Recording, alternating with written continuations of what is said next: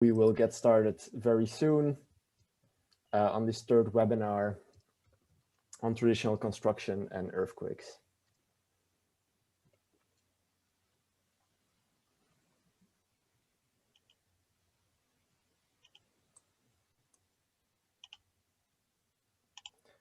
Okay, it's 9 a.m. Let's get started. Hello, everyone, and welcome to this third and final ISCARSAH webinar on earthquakes and traditional construction. My name is Tim Michiels, and I am a structural engineer at Old Structures Engineering in New York and an adjunct professor at Columbia University. Today's webinar is brought to you by ICOMOS-ISCARSAH, or the International Scientific Committee on the Analysis and Restoration of Structures of Architectural Heritage. While more people still join, I will briefly introduce our scientific committee. We are an international group of engineers, architects, scientists, and educators dedicated to the restoration and care of built heritage. We mostly focus on the structural and technical aspects of conservation of architectural heritage. We have an elected board. Our president is Gurun Arun. Our secretary is Tom Morrison. We also have a webinar chair, Steve Kelly, and it's his birthday today. Happy birthday, Steve. The goals of ISCARSAH are, amongst others, to disseminate knowledge, promote international cooperation, and organize international training systems. Another goal is to collaborate with other scientific committees, and we are happy to welcome members from a wide variety of ICOMOS committees attending today again. In the past years, ISCARSAH has published principles for the analysis of conservation and structural restoration of architectural heritage. And then aside from organizing webinars, we publish newsletters. We are currently developing guidelines, ISCARSAH guidelines. Pre-pandemic, we were also organizing workshops. The last ones were in Korea, and then Turkey and Iran. You can reach us at iscarsah@gmail.com, follow us on Facebook, find our webinars on YouTube, or you can find our website. That's it for the ISCARSAH introduction. It brings us to our third webinar on traditional construction and earthquakes, which is also a good moment to look back at what we've brought to you thus far. We've had speakers from North and South America, Africa, Europe, various regions in Asia, and today we will be revisiting Iran and Nepal, talk about Greece, and finally we will have Randolph present his observations from around the world. Throughout this webinar series, we have been highlighting traditional structures from wood, masonry, earth, and several mixed-use systems of those materials. We have seen parallels between the construction techniques across the Himalaya and have been able to compare them to approaches in the Maghreb, Peru, and Persia, amongst others. As we circle through these areas, it has been clear that in order to come up with appropriate intervention strategies, we foremost need to understand traditional construction. We need to discuss its strengths and weaknesses in order to design proper interventions. Over the course of these webinars, we have been very fortunate to have heard from a large number of you via the chat, via email, over Facebook, and so on. And also today, we really hope to hear from you. We look forward to taking your questions after the presentations, and please feel free to post in the chats and the Q&A at any time. We also would like you to know that we have a special ISCARSAH webinar on authenticity and reconstruction scheduled at the end of the month, which will be hosted by Chola Akintunde. Before handing over the floor to our speakers, I would like to thank Evan Spear and Tom Morrison, who are again my co-hosts today. I would also like to thank the other members of the organizing webinar committee, Steve Kelly, Kai Weisse, Gurun Arun, Grigor Angeliou, Chula Akintunde, Stacy Vellis, and Maya Segar Lagunes. Finally, I would really like to thank all of our distinguished speakers for today for agreeing to share their work with us. And so with that, I would like to move on to our first speaker, Eugénie Crété. She has recorded her presentation, so we will play a video. She is a civil engineer and researcher at Cratère Laboratory, Architecture, Environment and Building Cultures Research Unit of the School of Architecture of Grenoble. She studied at the École Centrale de Paris and at Cratère in Grenoble. She recorded a presentation for us titled Understanding Traditional Anti-Seismic Strategies in Yazd Qajar Architecture in Iran.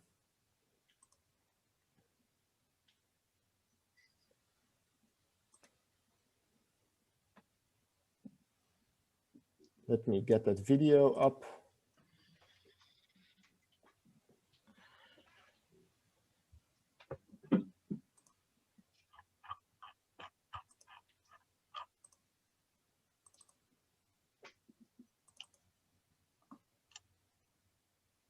There we go. Hello, everyone. My name is Eugénie Crété, and I'm a French engineer working as a researcher at Crater Laboratory at the School of Architecture of Grenoble.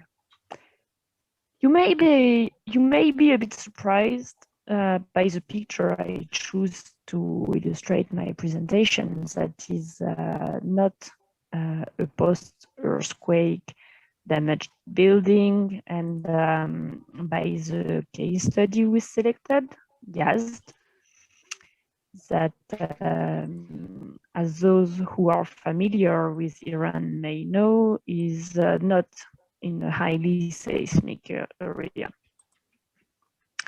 And this discrepancy is precisely the object of my presentation.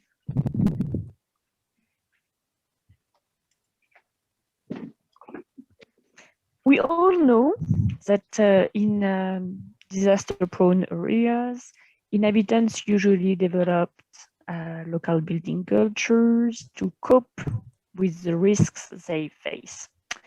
The works of Ferruccio Fellini highlighted the development of local seismic cultures with different approaches, prevention or repairs, depending on two parameters: the intensity of local seismic activity and its frequency. These local seismic cultures often disseminated because of continuous exchanges between builders. And it may be... I hear that the video quality is poor. Let me switch Wi-Fi networks, which would make things better. Give me...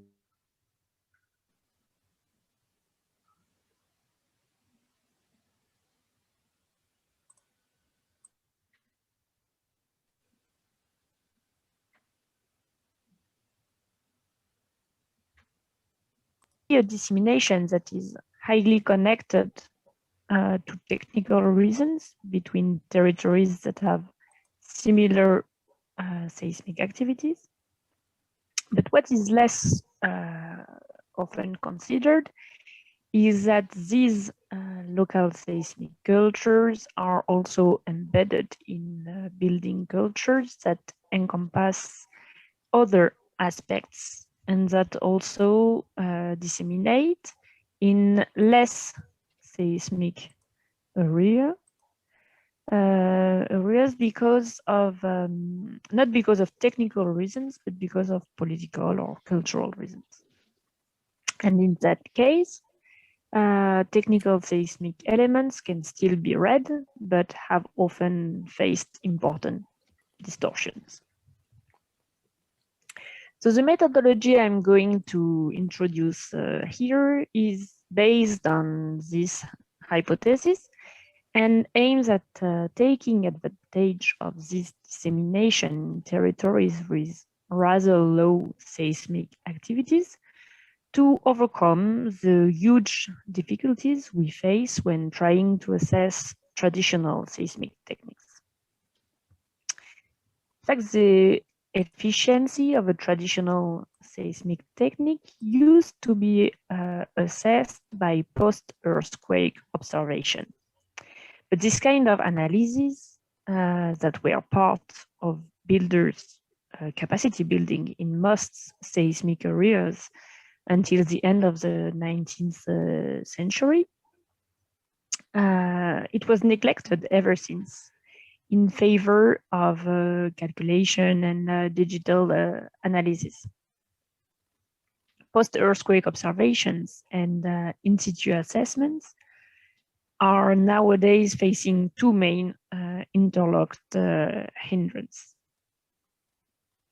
that are the post-earthquake quick destruction of vernacular heritage by the institutions in charge of securing the sites or rebuilding, and earthquake damage due to unsuitable previous maintenance of built heritage and the distortion of traditional techniques induced by previous loss of knowledge. So to overcome these difficulties, we suggest a three-step methodology. First step consists in broadening the scope of observations at two levels. First, geographical broadening. By studying heritage buildings in broader areas, including territories that are closely connected to high seismic areas, but that have rather low seismic activities. And second, technical broadening by analyzing local architecture with a grid of analysis that goes beyond the usual seismic strengthening strategies that are connected to modern materials. Second step consists in elaborating technical hypotheses based on these observations. And third step consists in consolidating these hypotheses through different methods designed on a case-by-case basis and illustrated in this presentation by both in situ observations and experimental works. So I'm going to illustrate this approach with a case study focusing on Iranian Qajar architecture. Qajar period was rather prosperous in the central part of Iran, and many cities and buildings of this area were heavily modified at that time. That is end of 18th century and 19th centuries. The architectural vocabulary that developed at that time is still very commonly observed in Yazd. That is a city in the desert part of Iran that is very famous for its well-preserved historic city center.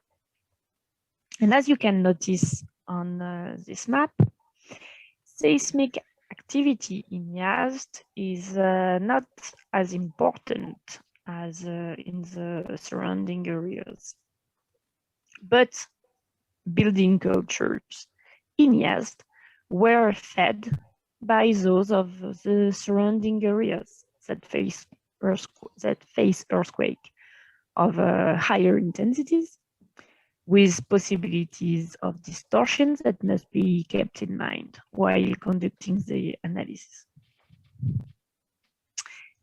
Yes, the historic city center is a dense area where traditional buildings are mainly made out of adobes.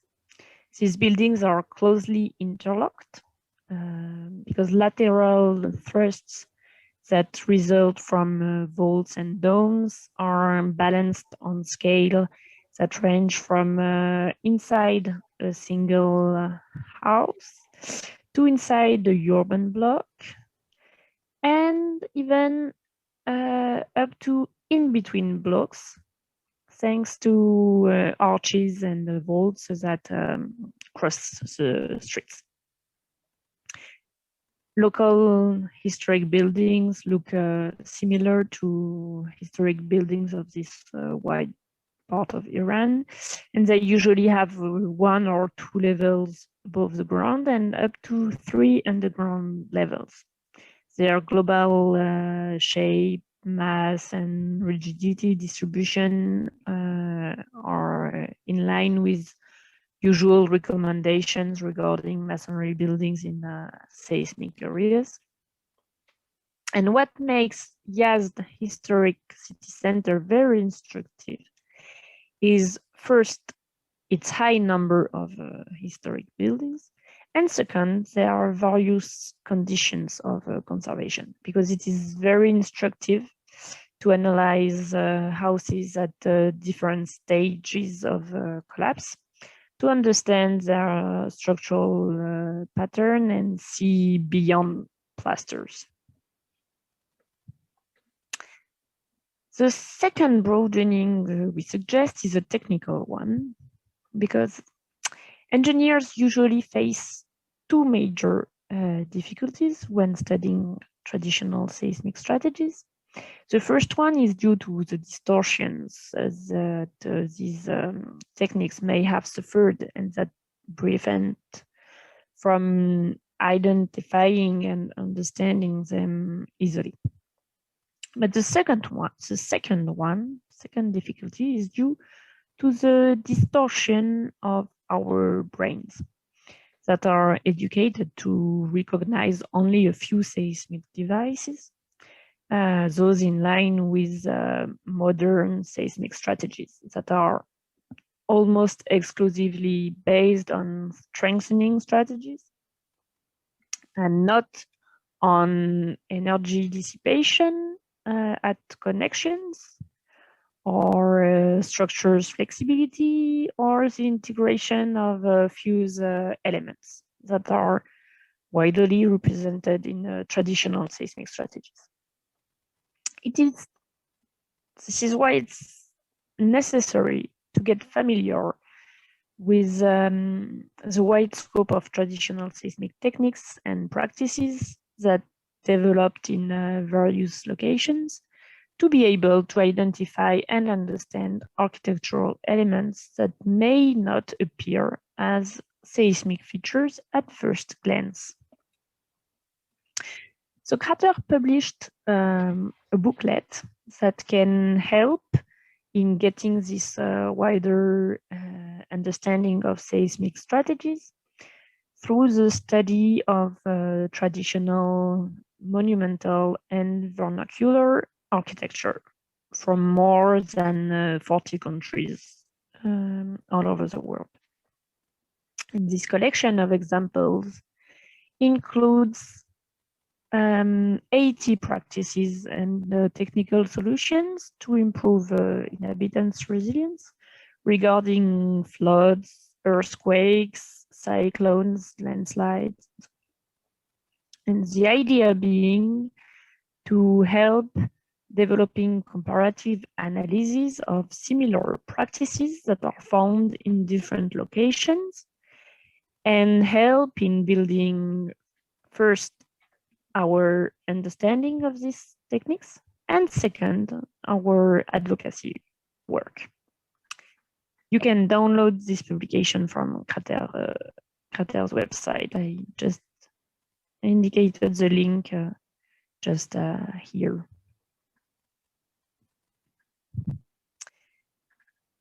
So going back to our case study to illustrate step 2, that is the elaboration of a technical hypothesis. The idea being to go beyond usual considerations regarding the shape of the building and of its walls to deeper study architectural elements that are nowadays not considered as seismic good practices, often because they also offer other advantages, but that may have seismic origins.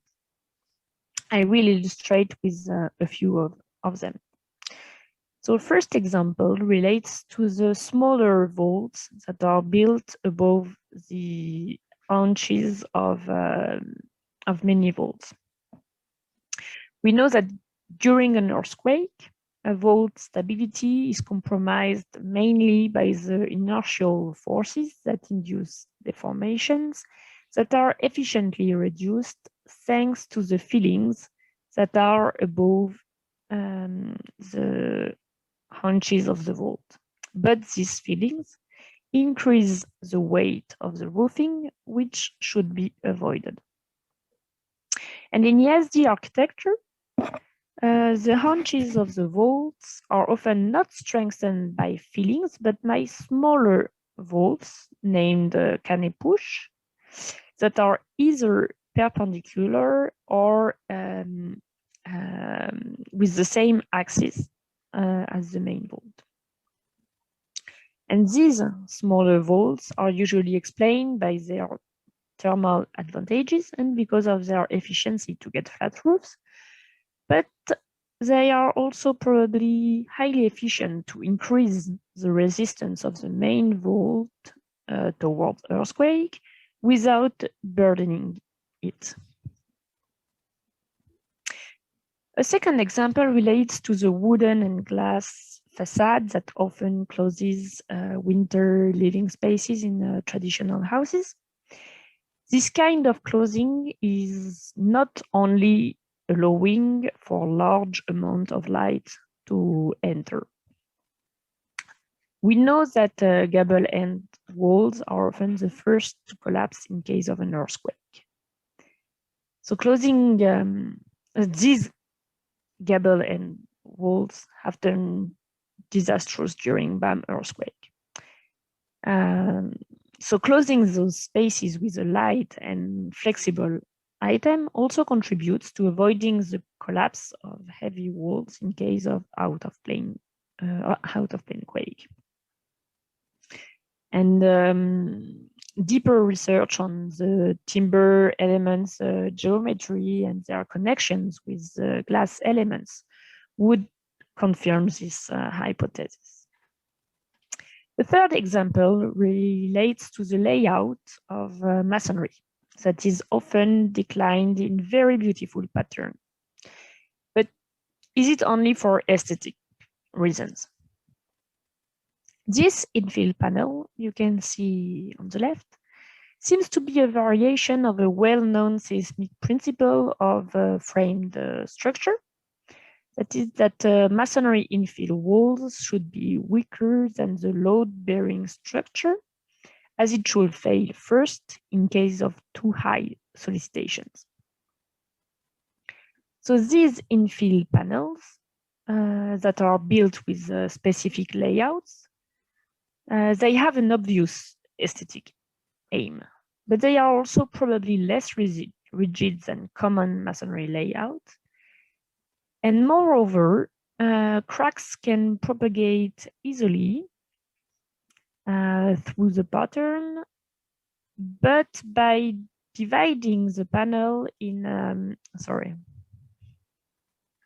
by dividing the panel in elements that keep interlocked thanks to their geometry. A slightly different example is interesting.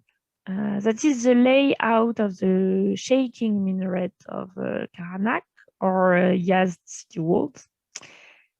As these two buildings are by their very functions built to resist vibrations. The city walls because of military reasons, and the minaret because it is a traditional performance to make it oscillate with the mere swinging movement of a person located in the upper part of the minaret. This specific layout allow for weaker interfaces where cracks appear first, circled in orange on the picture. And by cracking, it dissipates energy without endangering the wall structure, as the disconnected elements, like for example, the one circled in red on the picture, keep interlocked thanks to their shapes. So these masonry layouts should not be reduced to aesthetical purposes, which is often the case and induce huge problems when stronger mortar is used during restoration works, for example, as the cracks appear in adobes rather than appearing in the mortar itself. Another example relates to Mukarna capitals that were traditionally built using dozens of timber elements and that may have developed as dissipative capitals before being reduced to aesthetic functions and distorted when simplifying their making and conserving just the way they look. I selected the last example to illustrate the third step of the methodology, that is the insertion of baked bricks in Adobe vaults. Rows of baked bricks are often inserted into Adobe vaults, approximately every 50 centimeters, which may be part of a strategy to improve the global stability of Adobe vaults, as this technique can be understood as a way to create fuse interfaces and facilitate the creation of sectional cracks during a quake, and dividing the vault in arches that keep stable instead of having diagonal cracks that would endanger the structure. This insertion of baked bricks in Adobe vaults is hardly visible when the vaults are plastered, but we could observe it in several houses where plaster was partially removed. And most importantly, we observed it in a house whose bad condition allowed for a deeper observation of the formation of cracks in these vaults. This house suffered from improper maintenance, and it was especially interesting as it includes 5 collapsing or badly cracked vaults built using Adobe's and baked bricks. And wherever visible, it was noticed that main cracks and partial collapses systematically occurred at the baked bricks rows insertion. This observation campaign of collapsing houses that are not post-earthquake collapse is unusual to study seismic elements, but it turned out to be very instructive. In order to better understand the masons' know-how that relates to these observations, we tested different mud mortar brick sandwiches to compare their shear resistances.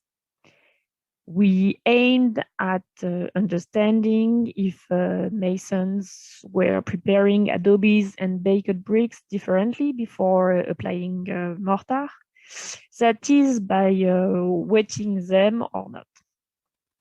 And we measured that when bricks are wet before mortar application, the shear stress values for both baked and Adobe bricks were similar.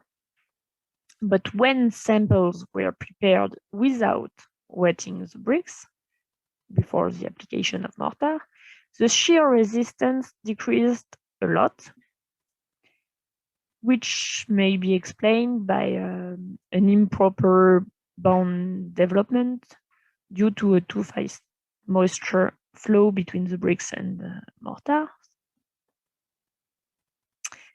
So it could be a way that masons use to create these fuse interfaces in Adobe vaults. But this example of experimental work is very interesting because it is very simple to set up, as it requires basic lab equipment. And one can even perform comparative tests of shear resistance with a bucket and nylon belts. I will quickly speak about another example of experimental works we conducted that can be considered as the other extremity of the ladder, as it required very important lab equipment. This example relates to horizontal timber insertions. I'm sure you are all quite familiar with these elements that can be found in many seismic areas, for example, those circled in black on this map.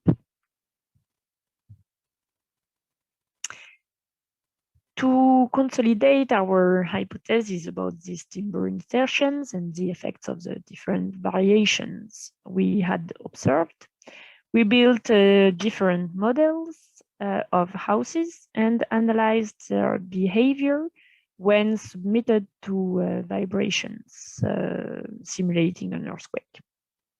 So we are currently analyzing the differences between the models regarding the masonry displacement, acceleration, the propagation of cracks, and the modification of fundamental frequencies and model stiffness. This work was conducted as part of the PhD of Santosh Yadav, that is a Nepalese student working at 3SR laboratory in Grenoble. This work is an interesting example as it does not only help understanding the traditional strategies, but also aims at improving reconstruction at a larger scale, including new buildings, by better understanding how to get the best from local resources. For example, in that case, by conducting a comparative analysis of timber, concrete, and bamboo insertions. And I would like to insist on the fact that this methodology does not necessarily imply having access to important equipment. In this example, we used a laboratory shaking table of important dimensions. That is not so common. We used this equipment because we also wanted this work to feed research on digital modeling. But interesting work is also possible with a low-cost shaking table for comparative analysis. For example, these pictures relate to a research project we work on with Yazd University, in which we use a shaking table built with a basic motor that is very efficient for comparative analysis. For example, here with 2 volted models, one with and one without geogrid, or with different masonry wallets.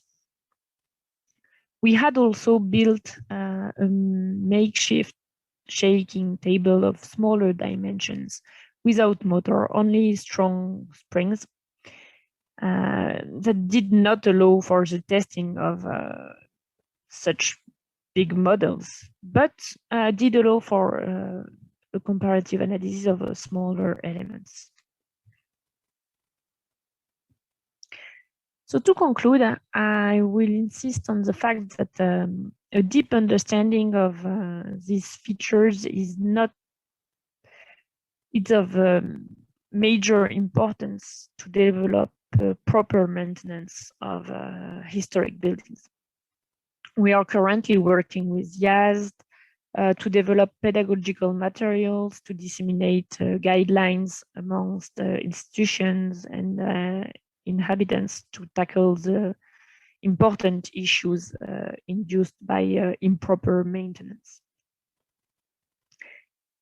This methodology aims at illustrating how engineers may contribute to rediscovering, understanding, and validating traditional practices in another ways than numerical modeling, because numerical models are out of reach of many professionals and their current limits are known.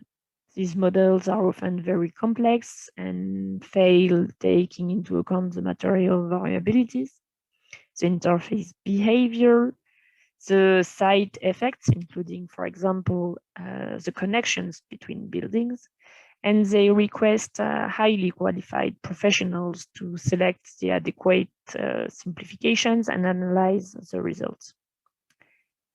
But it is still very difficult to discuss with technical authorities if works are not based on the numerical modeling. I will end this presentation with two pictures of a market we built a few years ago in Arbacan, near Yazd, as it is an example of a project in which we managed to convince technical authorities to validate the project, not by performing numerical modeling, but by performing very simple experimental works. And these works highlighted the efficiency of traditional materials and shapes when properly built, and of a few basic modern reinforcement, like, for example, the PVC tubes you can see on this picture that were vertically inserted in the Adobe masonry. So thank you very much for your attention, and don't hesitate to send me your comments or questions by email. I wish you all a nice webinar.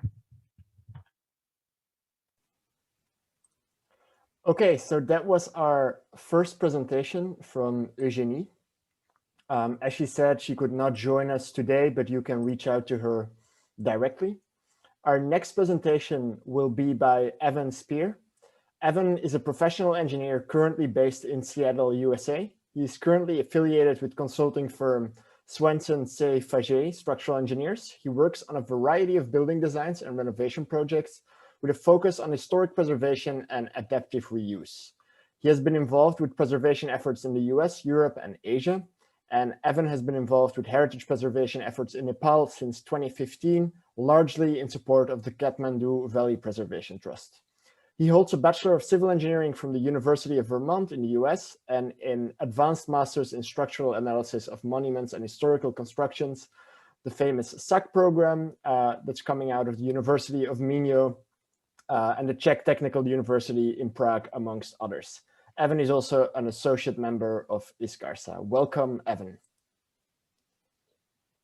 Hi, Tim. Hi, everybody. Thank you for the introduction. I will get my screen shared here.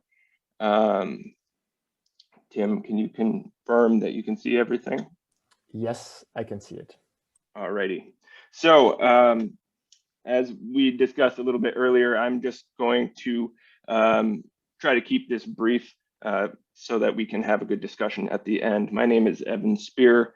I have been involved in preservation efforts in Nepal and largely the Patan Durbar Square UNESCO World Heritage Site since the Gorkha earthquake in 2015. So a little bit of background on the Kathmandu Valley. What area am I talking about? We've been lucky to have at least one presentation about Nepal and Nepalese architecture in each of these webinars, so I won't go too in depth, but the Kathmandu Valley is a microcosm of cultural heritage within the larger area of Nepal, largely due to the local Newar population. There were three former city-states, Kathmandu, Patan, and Bhaktapur. Each of these have what are called Durbar squares, a large town square, where there was a palace for the local reigning monarchs and a series of various temples that were created for the local communities. It is one of the highest density areas of UNESCO World Heritage Sites in the world, with 7 sites in a very close proximity. Why was I over there? I was there with the Kathmandu Valley Preservation Trust, which was founded in 1991. It's the only Nepal-based nonprofit solely devoted to historic preservation. They have been working on seismic strengthening projects and preservation work since long before the earthquake. Learned a lot of lessons along the way through various projects with Newar architecture. They are Patan based, mainly working in the Patan Durbar Square. and have the mission to facilitate cooperation between Western and local professionals and craftsmen, stimulating cross-cultural education, preservation of these monuments, but also jobs and training for local craftsmen in these types of trades, which in a lot of areas of the world, stone masonry, brick masonry, roof tile laying, timber construction, and also wood carving. A lot of those art forms are being lost. So what is Patanduvar Square? This is a look before the earthquake of some traditional Nepali tiered temples, which will be the focus of my presentation here. Charnarayan on the left and Visveshvara on the right. Few historic photos showing just how it seems like you are stepping back in time. These temples are in very close proximity to one another in the historic city core. As you can see here in this plan, what is outlined in blue is the traditional palace with various courtyard structures and smaller tiered temples coming off the top of those, and the various assortment of smaller structures to the left are the various temples throughout the square. The temples shown in red were completely collapsed after the 2015 earthquake. Here's an elevation of the main palace. I will not go into detail here for the sake of time, but you can just see the intricacy of the architecture here. It's masonry bearing walls with timber portals around all of the doors and windows, carved timber struts holding overhanging roofs, and several tiered roof structures within this. So I am going to give a couple brief introductions of the traditional temple typologies that we've got, and then I will go into typical failure mechanisms and what we have learned from the earthquakes and how we can address some of these failure criteria. So the Charnarayan temple is a two-tiered structure dating back to 1565. It was completely lost in the 2015 earthquake, but interestingly enough, due to various energy dissipation elements, as Eugenie had mentioned earlier, the lack of strong connections between building materials and the mud mortar in the masonry allowed the building to basically just fall apart, and a lot was able to be salvaged. These are not inhabited buildings. So while this building was lost due to a number of failure mechanisms, a lot of historic material was able to be salvaged. You can see here the two-tiered structure has in a series of core walls, an inner core that goes to full height, and an outer core wall that is from the exterior appears to be a brick masonry bearing wall, but largely is a timber frame due to that portal that is doing a lot of the load bearing for the upper structure.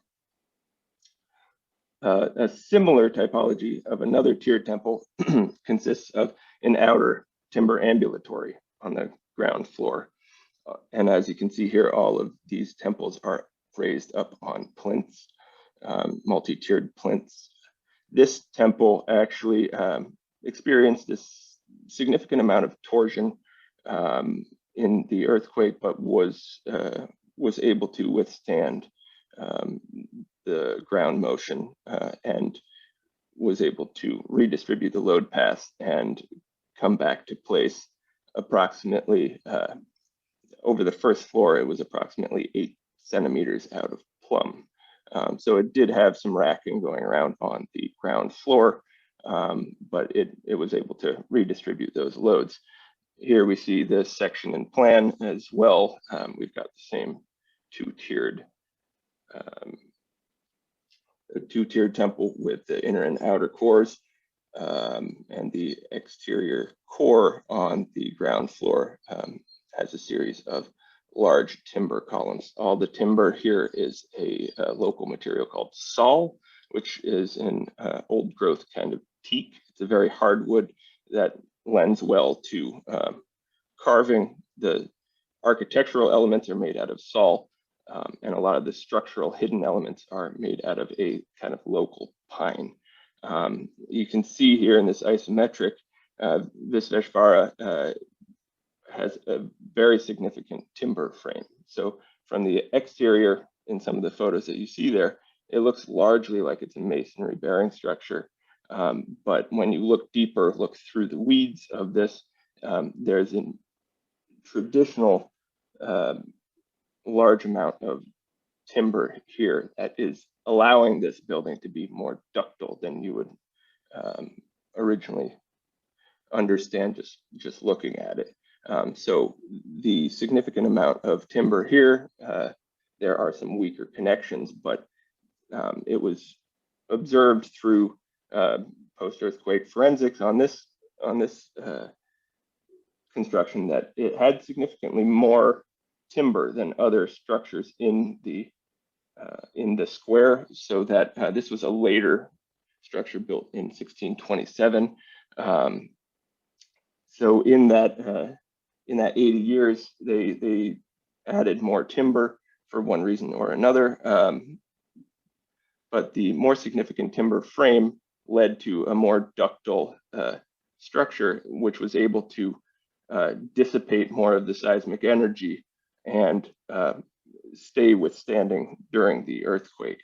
Now, there are a lot of other factors at play here, but that was one of the factors that we noticed, and through our forensic observations led to the success of this structure in the earthquake.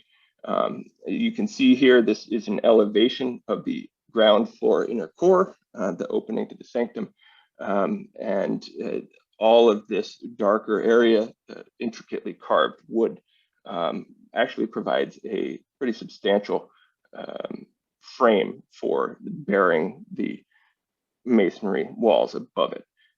So there are small areas of brick infill, but it is largely for infill, and the main structure is timber. Here you see that same elevation where we have the masonry infill there. Another smaller typology, which I will not go into as deeply. This is not a temple. These are small, what they call pati structures. The one on the left was actually used for the coronation of the kings. There's a throne in the, a stone throne in the center portion of it. But I like to think of these as early 1700s era bus stops. Everybody, you walk through the main square, which is lively with local and tourist populations. Any part of the day, there are people sitting in these structures, hanging out, having their coffee, having their tea, sometimes selling vegetables. Very lively structures in the local community. But as you can tell, they were not very well suited for the seismic motion that they saw. They are located right next to a large step well, but largely the structure is a significant, it's about 3 meters by 6 meters, and it's an open timber arcade supporting brick masonry walls, bearing walls with a heavy earthen roof and clay tiles.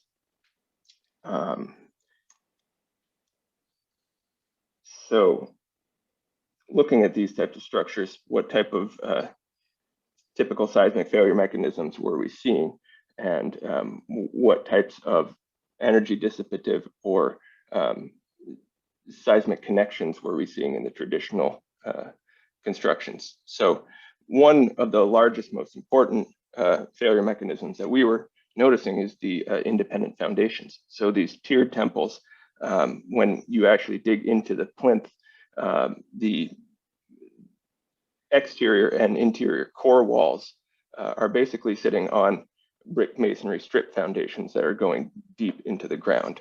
So the outer and inner wall foundations are not tied together. They just have infill of mud and some brick rubble, and there's no structural connection between those foundations. So we were seeing independent movement of the foundations during the seismic events and the plinths as well. The perimeter walls of the plinths were not connected to the walls of the structure itself. So the structure being tied at higher portions of the building at the tops of the walls and at the floor levels were not actually connected in the ground itself.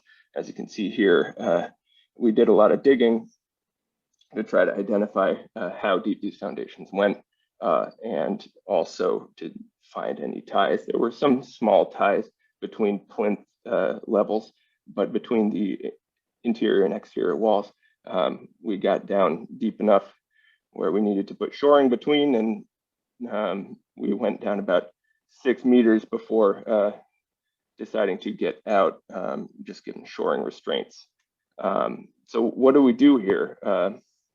We didn't want to change too much significant in terms of the traditional layout of these foundations, but it was identified as a substantial threat to the seismic behavior of these. So what we did was we infilled these plinths with a separate brick masonry, largely just in a typical mud mortar below the ground and above the ground in certain areas using lime mortar within this masonry, so that we could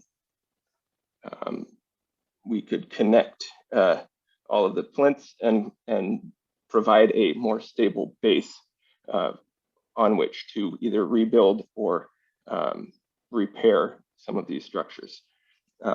Another failure component that we saw was masonry composition. As I saw in the chat earlier, it is not just about intent, it is about execution of traditional methods and also the maintenance of these methods. So traditional mortars in these brick masonry walls that we're seeing is derived from a specific strata of clay, about 3 to 5 meters below the ground surface in the Kathmandu Valley. But it lacks any true cementitious binder, as a lot of areas around the world see with their brick masonry. So this is a more ductile type of brick masonry. The mortar tends to dry out if it is not mixed properly. It dries out faster. If it is not the right clay, it dries out faster. And then it turns to a sand-like medium. So the bricks will start rubbing against each other because they lack the proper cohesion to maintain their masonry behavior. So in seismic event, the bricks can unzip either in a local failure for these infill areas or as a load-bearing failure for the walls themselves. And as you can see here, traditional face bricks that were fired differently are tapered on the inside so that you can get a very thin bead for the mortar joints, but this tends to erode with water infiltration in a lot of these buildings. Water would come through, erode the clay layer behind it, and these bricks would just kind of bow together. And so that also led to a lot of out-of-plane failure and a lot of just defacing of the brick. And this could also be adapted by just a more sound construction of the brick masonry itself. As you can see at the base, there's a couple different ways to relay the masonry with the same type of mortar, but in a just more diligent fashion. Also, large component of failure in these structures is the weak connections. The basic understanding of seismic design is seen in a lot of the connections here, mortise and tenon style joints between the columns and the base stones that are beneath them. And also wall ties have little pegs called chukuls that are tapered to hold the timber frame to the walls, which you see in a lot of similar areas of the world, which I've seen in a lot of these presentations as well.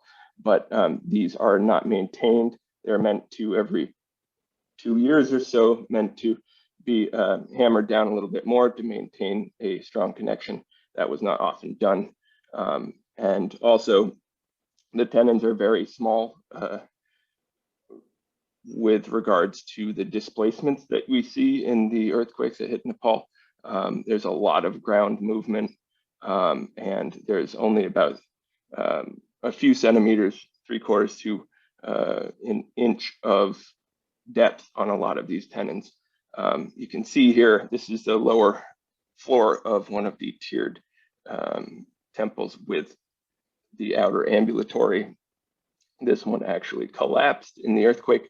You can see up on the top left, one of the columns after the fact. The tenon is still in place. It's a very small tenon, but it had dislodged from the base stone seen to the right in the vertical motion induced by the earthquake, and that dislodged. And since the stone, the base stone, was not connected to the surrounding stones, it also dislodged, and that was one of the failure mechanisms that lost load bearing at the corner here, and the struts also lost their bearing and led to collapse of the roof. Also, you can see here on the temple I showed earlier that went into torsion but was able to withstand. The tenon dislodged from its base stone, but the base stone stayed in its place. Now, what do we do with this type of connection? We don't want to change the load path. We don't want to make things too stiff. We just want to give it a bit extra room to move in this earthquake, give it a little bit more strength and flexibility to displace more than just the 3/4 of an inch that it was allowed to before failing as a connection. So we kept the same layout, and even in new columns that we needed to make, we just inserted some stainless steel dowels down into the base stones and connected the base stones. This was the similar methodology with a lot of smaller connections.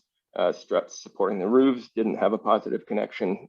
Adding a positive connection back to timber, adding more wood within the timber frame of walls that were reconstructed in accordance with similar structures of similar nature seen around the Kathmandu Valley, all had precedence. So just to try to strengthen these smaller connections around the structure.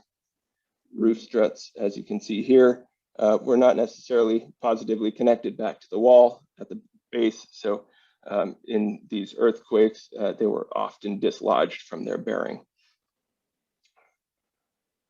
What to do here? We can reinforce these peg connections just to give them a little bit added strength so that they don't either dislodge or shear off during an earthquake, not necessarily overly stiffening anything, but allowing those connections to maintain themselves to hold the structure together.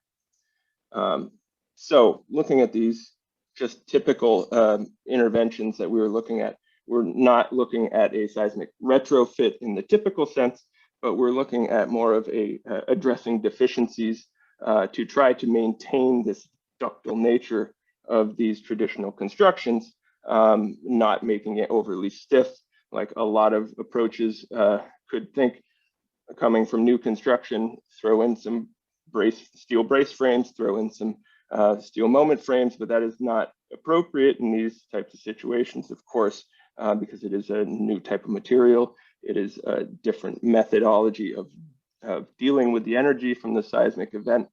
So it will make this building way too stiff, and then that will induce stresses into the structure that it cannot withstand. So we're staying with this ductile nature, but we want to have it shaking on a solid base. So we're connecting the plinth foundation walls with brick masonry so that it is more of a homogeneous foundation underneath, and then providing some added connection to the base layer of threshold stones around the bottom, the connection of the superstructure to the foundations via either a ring beam or a slab between the stones that we can just connect to make the base a more homogeneous connection.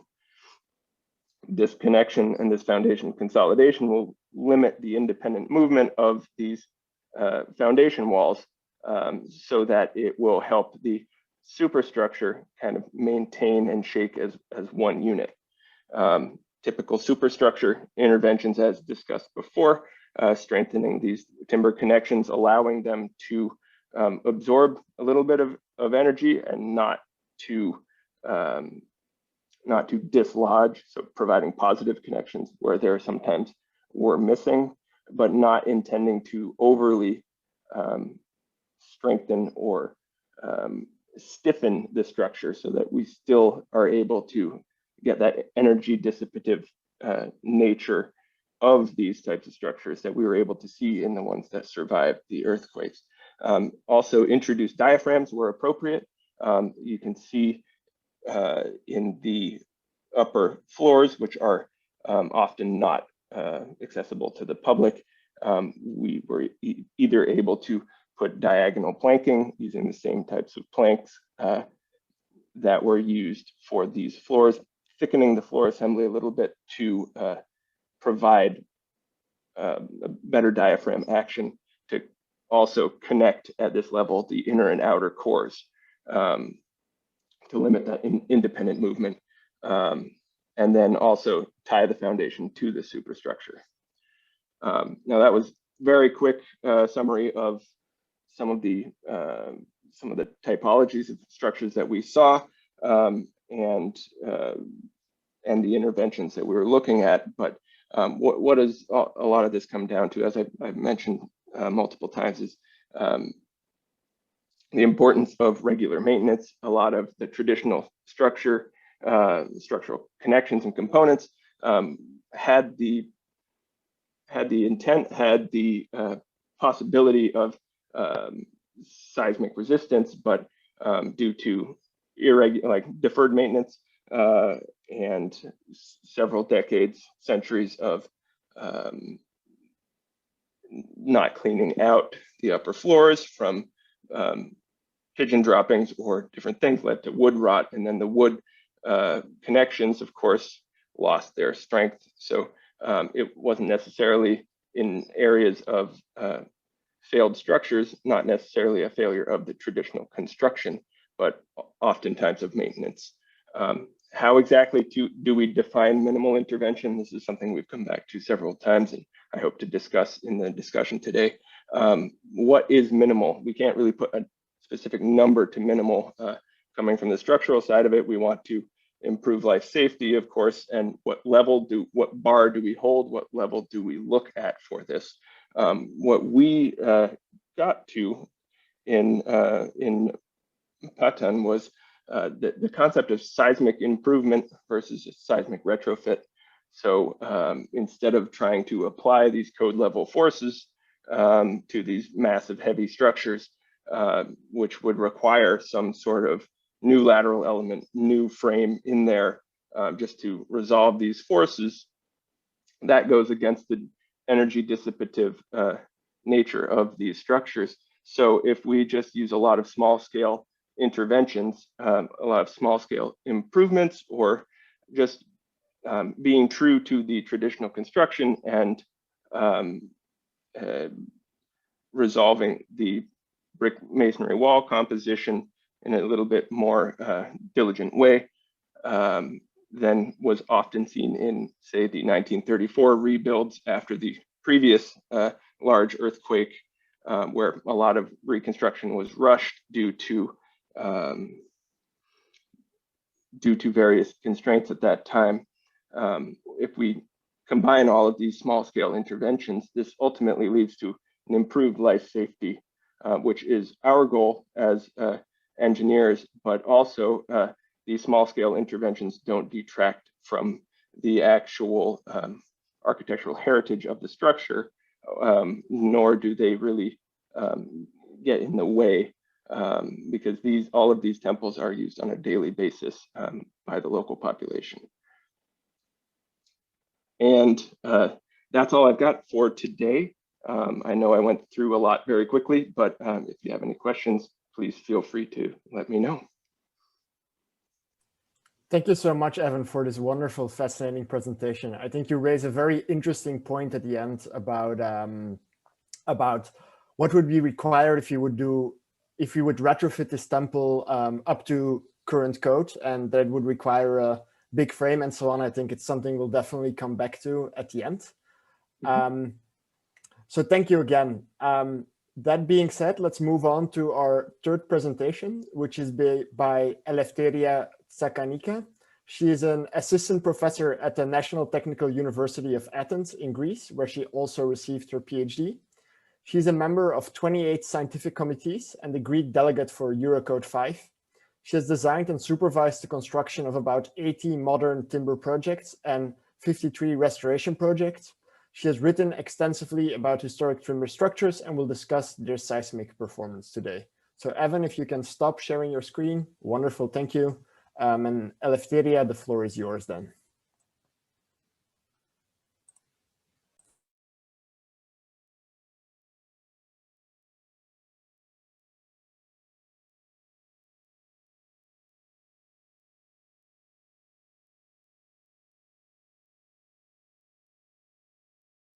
Eleftheria, we cannot hear you.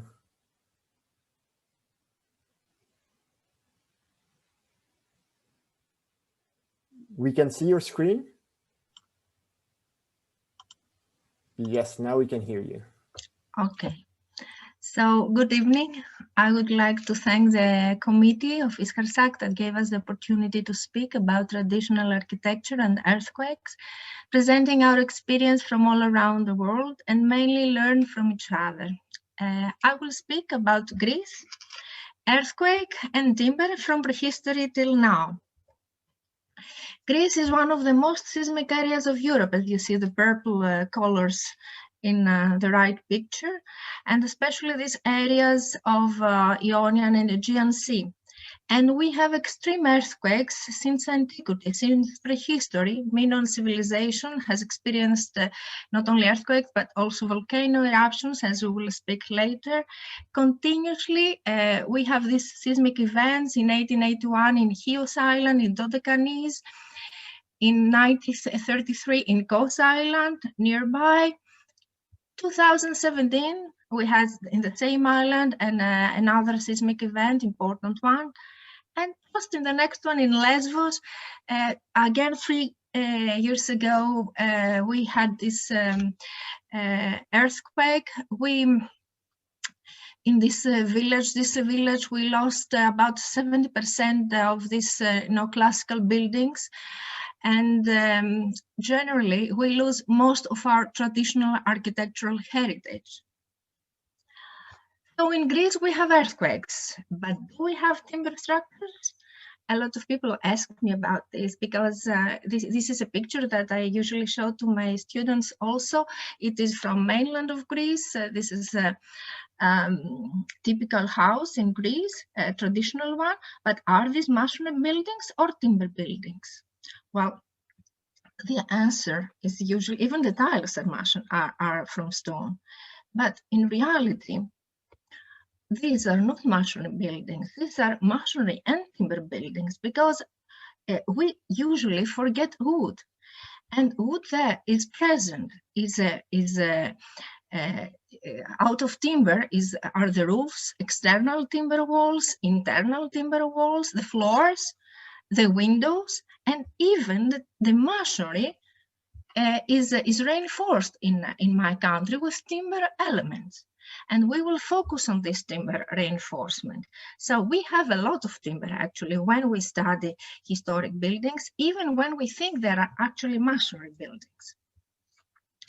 So we go back and see these horizontal timber reinforcements, and my PhD was on this topic.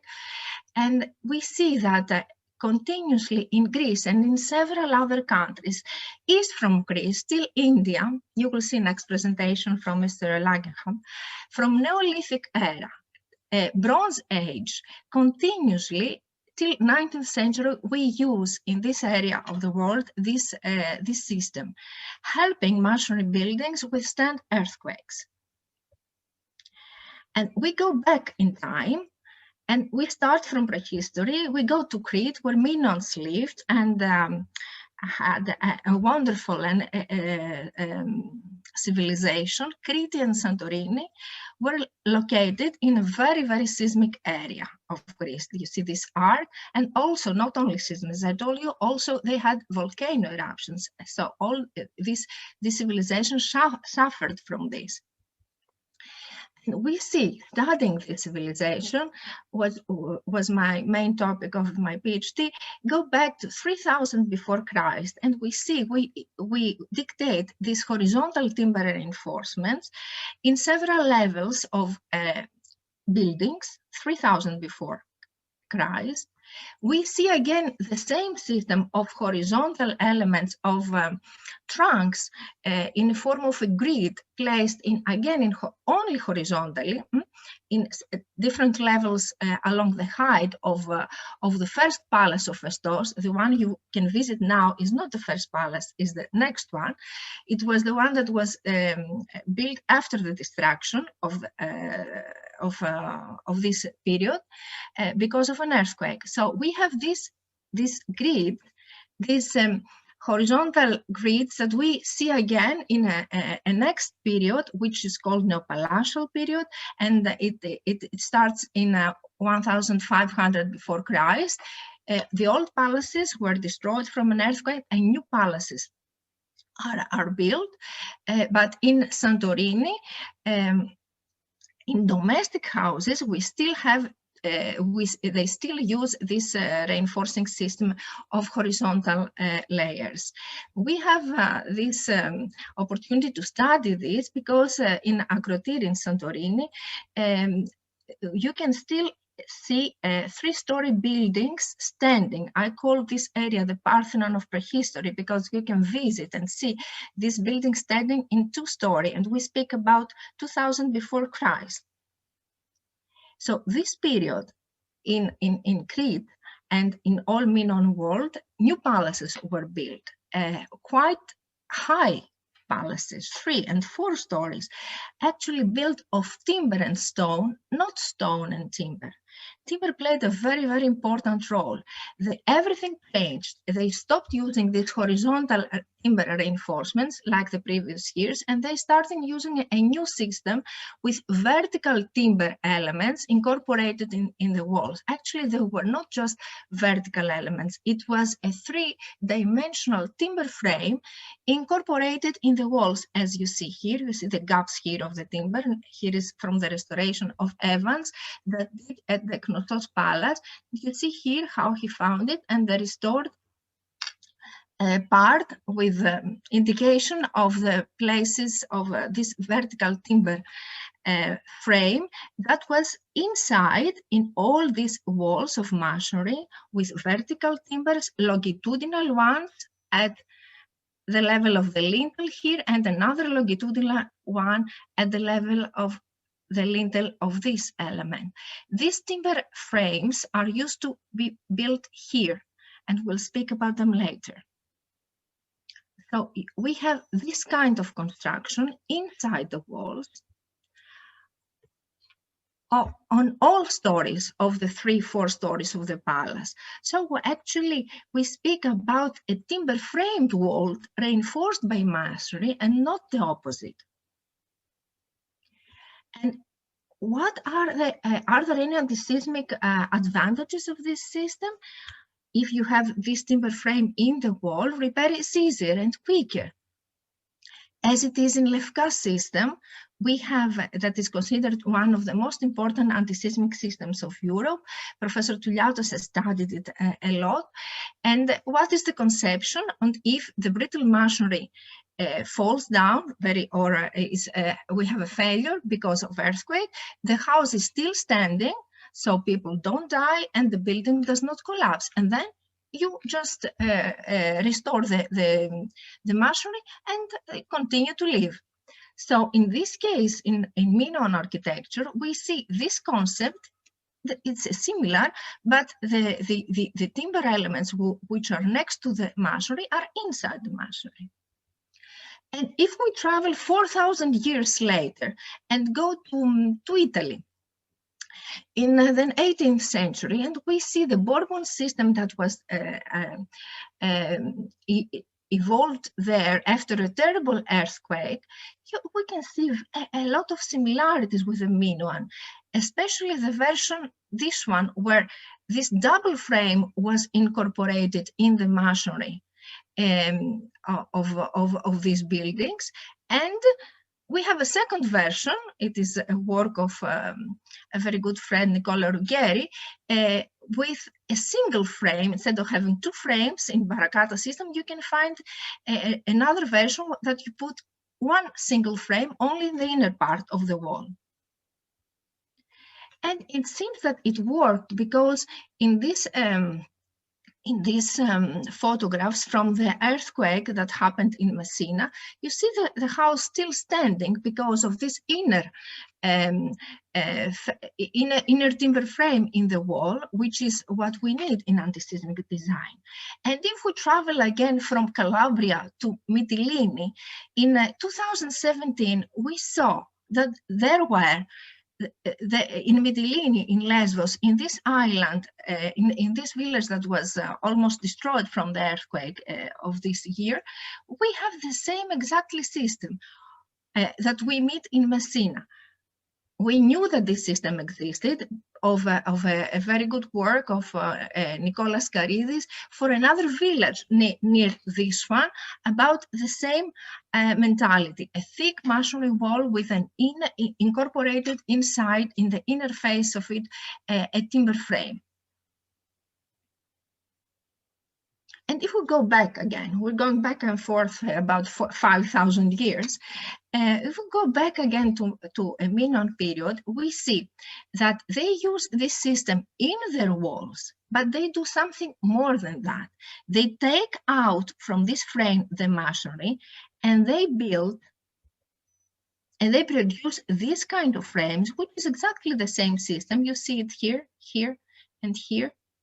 But if we take the masonry, you get a timber frame that was sitting on this basis. And this is of great importance because it is considered the most important architectural and structural innovation of Minoan civilization. This is called pier and door partition. It's a multi-door, polythyron in Greek, and it's an innovation, a multifunctional architectural and structural element made of timber that can control the communication between the spaces, control the light, control the ventilation, and also has a very important structural, how can I say, role also, because you know what they did in this period. They dared to take all masonry walls on the ground floor of this structure and replace it with a timber frame full of openings. And it seems that it worked well because we have a very impressive example from a house in Akrotiri in Santorini that survived the volcano eruption and the earthquake, where we see on the ground floor this incredible frame, timber frame of 2000 before Christ, having over it 2 stories. The upper story is missing because of the volcano, but 2 stories masonic wall on a timber frame. So it seems that they trusted timber and they had the technology to build this kind of construction. We're speaking of an innovative timber load-bearing and reinforcing system, which was unparalleled for prehistoric and historic period. It gave the possibility to the Minoan technicians to build multi-story buildings with numerous large openings at all levels, ground till the upper level, a unique architecture of openness and light.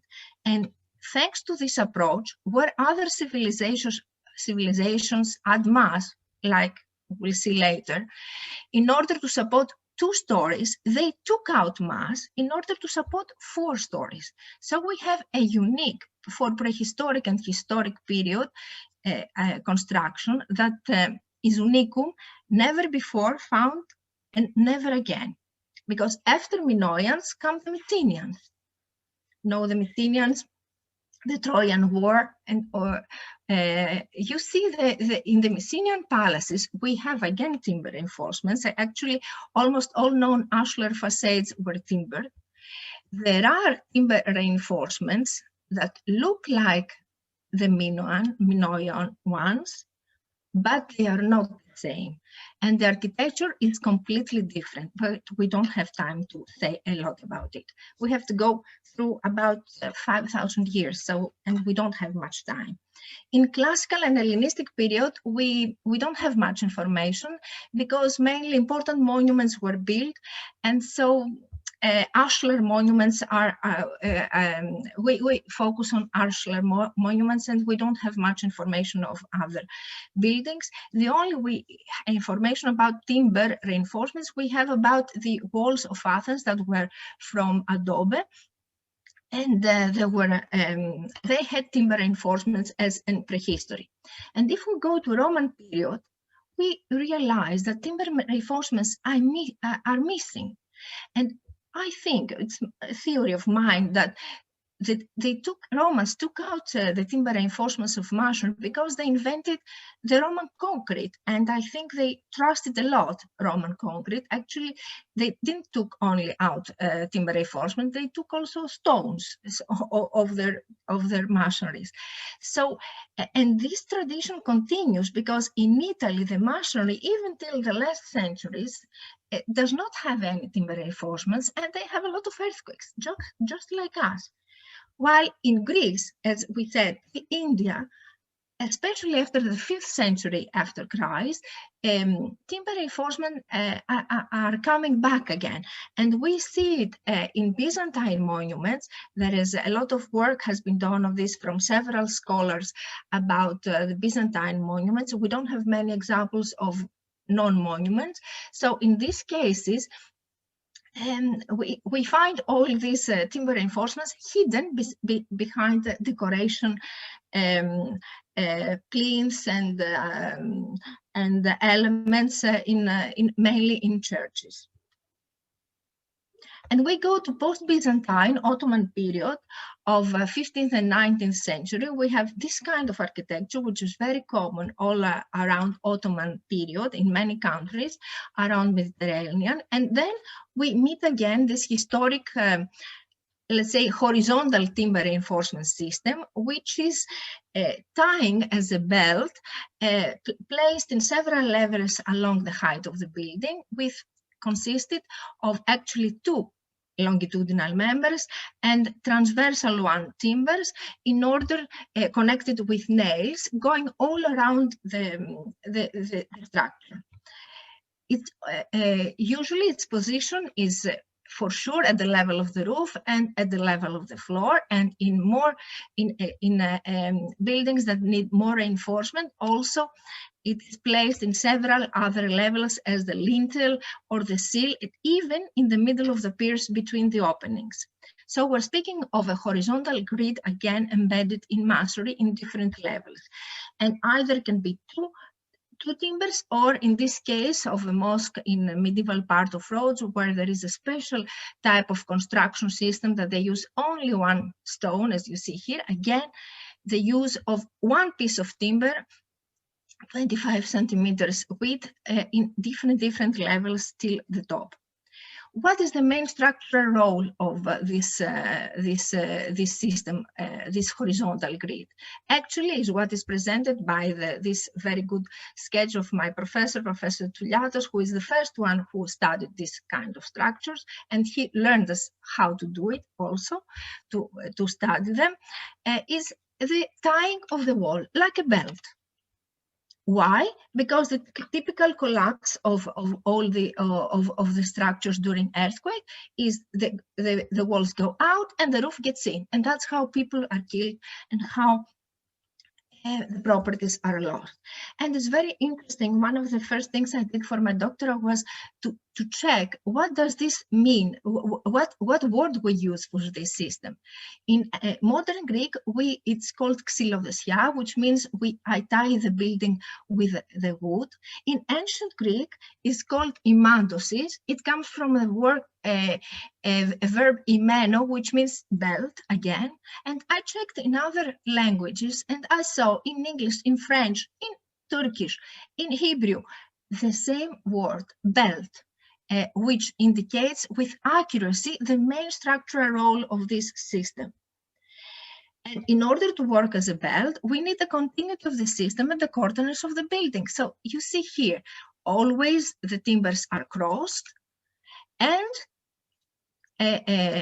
other timbers are helping, either diagonal or horizontal, to reinforce the window, like this. And sometimes we think the neoclassicism came in Greece, and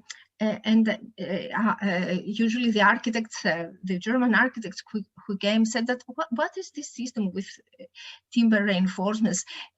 Why don't you take it out? And in many cases, they started using all these corner reinforcements, which they thought were enough, but they were not, because you connect the corner of the building at the outside, but the inside is not usually connected. And even if it's well constructed, the outer part, inside there's not. So if the timbers were in this corner, these horizontal timbers, they connect both sides of the masonry. And another thing that this system provides is it is the mechanism for tying the floor and the roof to the substructure, to the walls, because otherwise, during an earthquake, the roof moves, and instead of having this tying, the roof or the floor moves and produces all these damages, as you see here. And of course, in all these cases, we can see that in all these cases, the timber belt at the upper part of the wall was missing. That's why this all happened. And all this belt is very vulnerable to pressures, even if we don't have it around as a belt in the building. Just there are other causes that can be pressures. It is for when you have it just in one wall, it is working as a reinforcement, as in concrete, the iron. For out-of-plane forces, it is a reinforcement, since timber is capable of for tensile loads, can be the reinforcement of the brittle masonry, and it gives us also ductility in the masonry. Even when the earthquakes comes in plane of the masonry, this timber reinforcement can stop the cracks. Like here, if in this case we have the timber reinforcements along the height of the pier, this crack wouldn't involve like this. Another beneficial role is that due to the connection of the two timbers transversally, they connect the two outer layers of the masonry. So they improve the connection of the width of the masonry. You see here what happened again in this area where timber reinforcements were not present. And this transversal connection was known to ancient builders not recently in the 18th century after Christ, even in the 18th century before Christ. If we see all these walls, Egyptian in Egypt and in other places, you will see the use of these transversal timbers that are important for the connection of the integrity of the very big width of this masonry of a great width. Timber ties have a very beneficial role also as a confinement for this kind of locally in these masonry walls, for the piers between the openings, like in this case when we have horizontal element on the lintel, horizontal element at the sill, and a reinforcement in the middle of the pier. We did some in a research program with Professor Tiliatos and Professor Vigileu, did these experiments, and we discovered that the strength is double when you have the timber reinforcement. And since we're speaking about openings, the opening is a very weak area in masonry, and especially for earthquakes. Cracks usually develop around openings. So when you have a timber reinforcement on the sill, on the lintel of these buildings, and on this is connected the timber part of the window, all this provides a very, very strong perimeter around this vulnerable area of the masonry, and can help a lot during earthquake, because otherwise things like this can happen, or like this. And the older builders were so confident about the precious role of the timber reinforcement that in these cases, as you see, they preferred to pass the timber reinforcement in front of the window, not caring so much about the view, going around in order to protect their building instead of cutting it. And this seismic structural role of Minoan and prehistoric and historic timber reinforcement was not really recognized by scholars mainly coming from West. Actually, even if you study Byzantine, Choisy, or other very important scholars that study Byzantine architecture, they're saying that probably they used this kind of reinforcement only during construction. Still, the mortar will become hard. Well, I wouldn't agree, because as I told you, there are details that show us how the effort to connect and work as a belt, this type of reinforcement. And I was lucky enough, one of the first things I found for my PhD is a saying in a book of Bible, the Wisdom of Sirach, which was written in the 2nd century before Christ, and it says, well, in translation, what we really were, I was sure as a structural engineer seeing all these details, but it says that they deliberately used, they used all these timber reinforcements just for earthquake. A wooden beam firmly bonded into a building will not turn loose by an earthquake, so the mind firmly fixed on a reasonable counsel will not be afraid in a crisis. So we learn from the past. We have to learn from the past, because ingenious systems can be found that can surprise the modern engineer, who in many cases realizes that he discovers through modern analysis, models and all this, what has discovered hundreds of years ago. There is a lot of hidden knowledge, even in the most poor or humble ones, about the effort of the traditional builder to save his building and withstand the forces induced in his structure with excellent solutions, giving us ideas for compatible and successful interventions. As you see here, drawing of my Professor Tiliatos, the effort for a one-story building to connect the walls. Or here, in another building in Rhodes, that before any calculation or any modeling, we have to understand what is the structure. And we see that the builder 300 years ago realized that he had to connect the wall that is parallel to the beam, because in an earthquake event, it will go out of plane.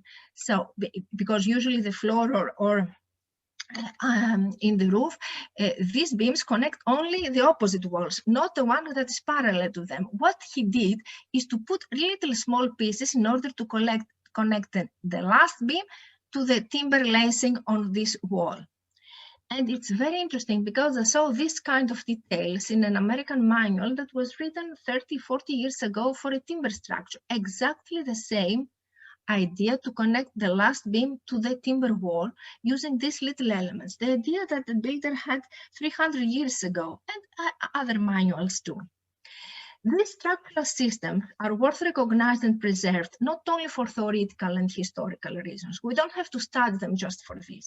It's because mainly for practical, because their study dictates the appropriate interventions for each one, avoiding repairs and reinforcements incompatible. In my country, for many years, they replaced the timber floors and the timber roofs with concrete slabs. That had a really big problem, because we need to establish a diaphragmatic action for the floors and the roofs, and most importantly, we don't just need that because a concrete slab can give it. We need to connect this diaphragm with successfully with the masonry under it. But we can do this with timber. We don't use concrete. We don't need concrete slabs anymore. We can use plywood. We can use other elements that can help us increase the diaphragmatic behavior of roofs, timber roofs, the original timber roofs and floors, and improve their diaphragmatic action. But the most important is to connect this with the structure of masonry that is under them. We can use the original timber lacings at this level. If they are rotten, we can replace them. If they are okay, we can reuse them. We can connect the roof and the floor on them by screwing, by metal angles, whatever is necessary. And one thing more, because all this can move out of the wall altogether, we need to connect also to improve the connection of these timber lacings with the wall underneath. How can we do it? There are very simple methods, either with steel rods like these ones you see here, with timber dowels, because in this case in roads we were not allowed to use steel ones because of special reasons. So why we used timber dowels to connect the timber lacing here with the wall under it. Or when we don't have these timber dowels or steel dowels, we can use a very simple system, incorporating small pieces of timber under the longitudinal ones, like there are in real timber lacings. We usually have the longitudinal ones and over the transversal ones. In this case, we can incorporate them under, so we have a mechanical anchorage without any sophisticated steel or other element to connect the roof with underneath masonry. The historical structures, important or humble ones, gained our respect not only as a part of our tradition and history, but in strictly engineering terms as constructions that survived and worked properly for many years, actually centuries. Study them, we can discover innovative earthquake-resistant solutions of the past that can inspire us to use them in the future, either for historic buildings that need to be reinforced and saved, or why not for new structures too. Thank you. Thank you so much, Eleftheria, for that wonderful presentation with so much details and great graphics. We'll move on to the last presentation of this webinar series, which will be by Randolph Langenbach. After teaching architecture at UC Berkeley, Randolph served as a senior analyst at the Federal Emergency Management Agency, FEMA, in Washington, D.C. In 2003, he was awarded a Rome Prize Fellowship at the American Academy in Rome for his writing about historic buildings and his photography.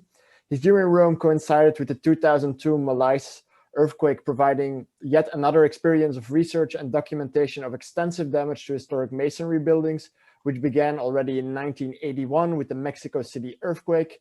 Randolph is the author of many papers and several books on traditional construction. He has given lectures and keynote addresses in many countries around the world. And in 2015, he was invited by PBS Nova to appear in their TV documentary about the Gorkha earthquake in Nepal. Randolph, welcome. Welcome. The floor is yours.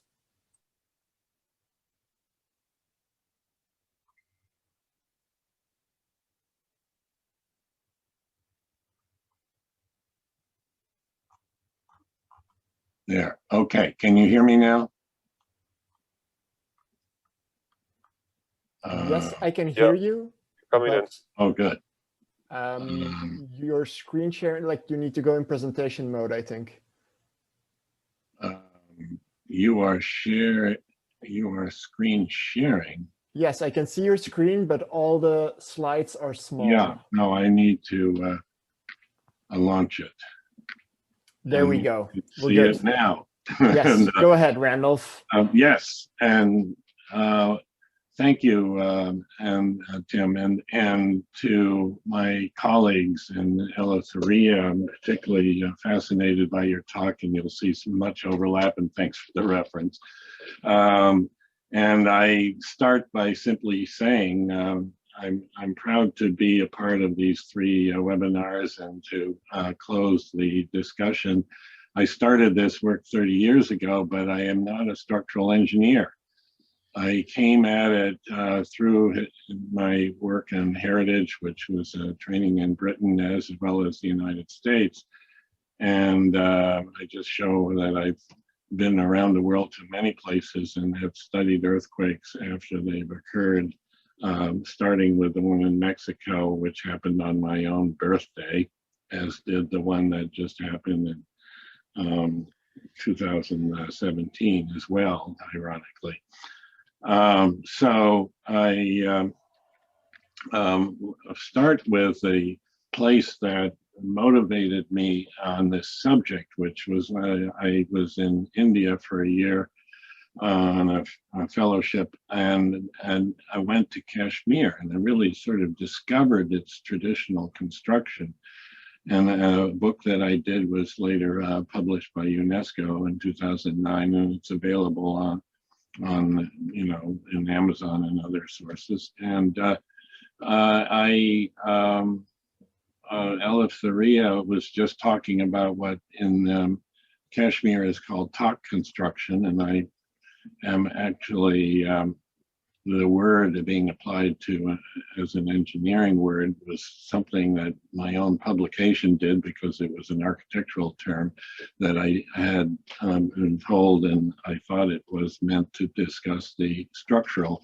But nevertheless, Daji Dwari is an interesting word because it's ancient Persian for a patch quilt wall, and it's what in English we call half timber. And it's a single withe of masonry, or single leaf of masonry, confined by timbers.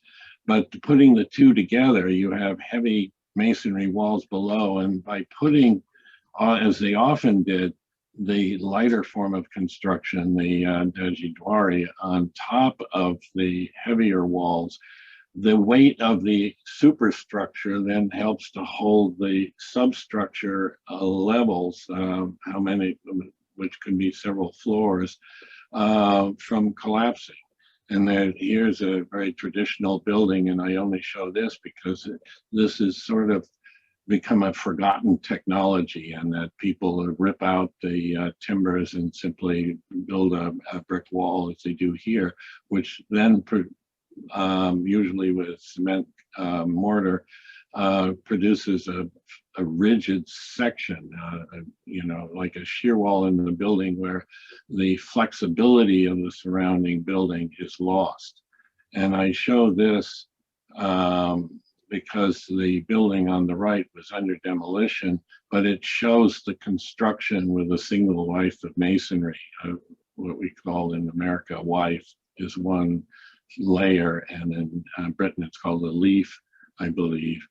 And I then take you back to ancient Rome here to show the Herculaneum, and Eleftheria took us back thousands of years before to show the traditional construction with heavier timber, but this kind of construction existed, was unearthed in Herculaneum in the archaeology.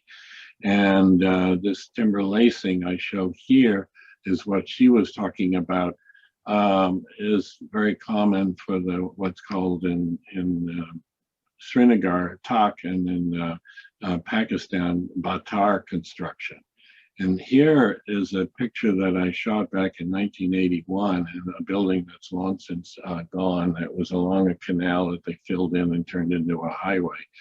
But you see the timbers in the wall. But notice that the windows are not lined up, and the piers in between the timbers are have a vertical joint separating the masonry from the surrounding masonry, such that this building sort of almost is working like a frame, but the soft story beneath. This building went through an earthquake in the 1880s, and it's also a very soft soil site, so that the subsidence of buildings, I think they learned to reinforce them with timbers, because unreinforced masonry buildings would not stay together. And apparently in the 1880s, there was a palace that fell down, whereas these rickety tumble down buildings, as it was a quote from the 19th century, remained standing. And this on the right here shows that the timber lacing goes through. I don't know whether you can see my cursor when I wrap it around, but there's a cross piece here, just as was shown in the examples that Eleftheria showed for Greece. But this is an extraordinary picture to show how the building is held together. And the timber lacing is hidden behind, probably for weather protection, because there's a lacing layer just above the window openings. In this case, this is bearing wall masonry building. This is not dodgy construction. But what's very interesting, and I oppose this, and in my book, I have a whole 2 pages about how the Indian building code then has inserted the requirement that you have vertical reinforcement in the corners of these buildings, which in my opinion is a big mistake, because when you look at the buildings,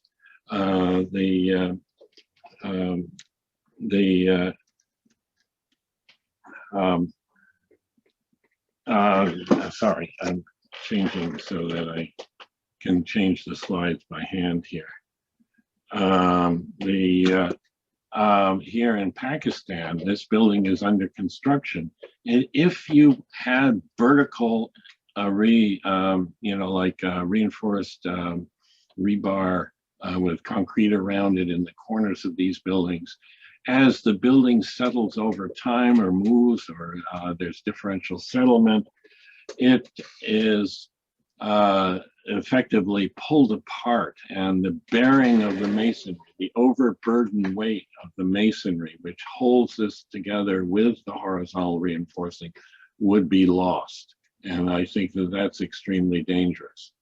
Then the whole question of diagonals comes up, of course, and here they are training carpenters and masons in the Pakistan side of Kashmir, but with diagonals in the frame. I'll get back to that a little bit later, because one of the most extraordinary earthquake damaged sites that I visited are those in Turkey. Several earthquakes in a row. 1999, very large earthquake. But the traditional buildings, when I asked engineers coming back who had surveyed it when I was at Berkeley, you know, did you see the traditional buildings there? I said, no, I didn't. I saw them, but I didn't pay any attention. I didn't shoot any pictures. I had to get in, I got in an airplane and just headed over there. And yes, there were traditional buildings everywhere. And there was even extraordinary examples like this where the building had been abandoned probably for 10 to 20 years. And the back wall had been effectively stolen, all the masonry taken out for other construction. And the only damage to this building, even though there were many collapsed concrete buildings around it, was the holes you see in this picture on the left and the right, where you see a little bit of rubble on the floor of the building. And there, the proof that the back wall didn't fall down in the earthquake is there's no rubble on the ground behind it. So you see it here. And when there was a study done by engineering professors in the area, in Turkey, the traditional buildings, including unreinforced masonry, are the columns on the right, and the ones on the left are the reinforced concrete frame buildings. And so the difference in the performance is extraordinary. The traditional buildings did survive much better than the others. And here you see why. These buildings have very soft or weak mortar with sometimes under-fired masonry, but with a mud or a lime mortar, and then they're plastered over on the inside and the outside. You can see how much movement the wall went through in the earthquake. And so what's interesting here is that this view I shot through a window because I didn't have access to the inside of the building. The building had survived almost completely intact. And yet when I was there, the buildings behind it, which had collapsed in the earthquake, were gone. They'd already been demolished and carted away. So, but I found this picture to show how the performance was so different, and the soft story collapse of those behind. But the other reinforced concrete frame buildings with what they call tula block, which is a hollow clay tile brick that they used throughout Turkey for construction. It's a very brittle material, and then when it's mortared together with cement mortar, this is the kind of collapse performance. It doesn't help hold the building up, it just simply participates in its collapse. And a very remarkable picture by a Turkish colleague here showing the collapse, what had been a 4.5-story concrete building on the right, but the traditional building here with a masonry lower floor and a upper floor of what the Turks called humush construction, which is half timber construction. The only earthquake damage to that upper floor is the hole you see on the left and the little bit of movement around the masonry elements on the section below.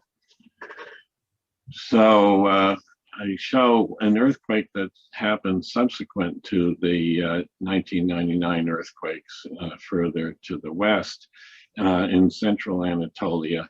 And here you see the movement of the elements of the buildings of what are traditionally constructed buildings in a farm village in a remote area outside of Ankara. The village is called Yuva. And the government sent engineers in, and they all said these buildings need to be replaced. And they built a new village higher up on the hills behind. The village itself was down, if you can see my cursor here, down here. And the occupants of that village were given these houses at a cheap rate. But then I found one that hadn't been stuccoed and plastered yet. And this construction is dangerous in an earthquake, far more dangerous, with a concrete slab across the top over tula block with no reinforcement, or if it has reinforcements, it's steel rebar embedded in it, and also the buildings were remote from the village, from the river, from the barns where the people keep their animals. The whole business was just completely a mistake. But I want to just mention this, the diagonals that I've seen of the reconstruction elements are often in the proposed reconstructions of buildings in Turkey and in other areas that I've seen. But it's interesting to compare that with the Gaola construction in the Lisbon earthquake and realize there's an essential difference. The hysteresis loop in the study made of a section of the original 1755 Pombolina construction is a very nicely wide loops here. The buildings were 6, 7, and 8 stories high, and that weight on the interior walls with infill, even though they have diagonals, would not burst them. They performed well. Well, it was interesting, Eleftheria, I screen grabbed one of your pictures, but I want to point something out that you didn't have time to mention, but I'm sure you've followed. What's interesting here about diagonals is they do not go corner to corner. They stop short of the corner, almost like construction era supports. But that, in terms of studies that were done by a Romanian engineering professor, Andreea Dutu, and her students, this allows movement to take place in a very subtle way, while still at the same time these panels keep the wall from collapsing altogether. So this kind of intersection is better than corner to corner for diagonals. And what's very interesting is a study that was done by an Arab engineer in Britain, Kubilay Hikilmaz, whose family originally is from Turkey, did a finite element model in Arab, and every time he'd run the video that he did from the model, it would blow up. And I corresponded with him. And this is a three-dimensional real model he did with engineering professors in Peshawar, Pakistan. I suggested he take the diagonals out. Well, he couldn't because of the work he had done to do the modeling, but he shortened them. If they were shortened the most that he could do, it provided a nicely looped hysteresis loop, whereas absent that, it was very strong but very stiff, and it would blow up from the forces involved. And the other important thing is that they put an overburdened weight on the wall, as I mentioned was true for the post-1755 construction that was done in Lisbon. Well, this diagonal even comes to 1906 earthquake, where one of their top engineers who studied the damage afterwards said the diagonal framing is not desirable. But I found a very interesting example in the 2017 earthquake when I got inside a very tall 12-story apartment house, condominium structure in central Mexico City after that earthquake. And the interior wall had not a diagonal, but a structural subdivision of the wall of this reinforced concrete construction.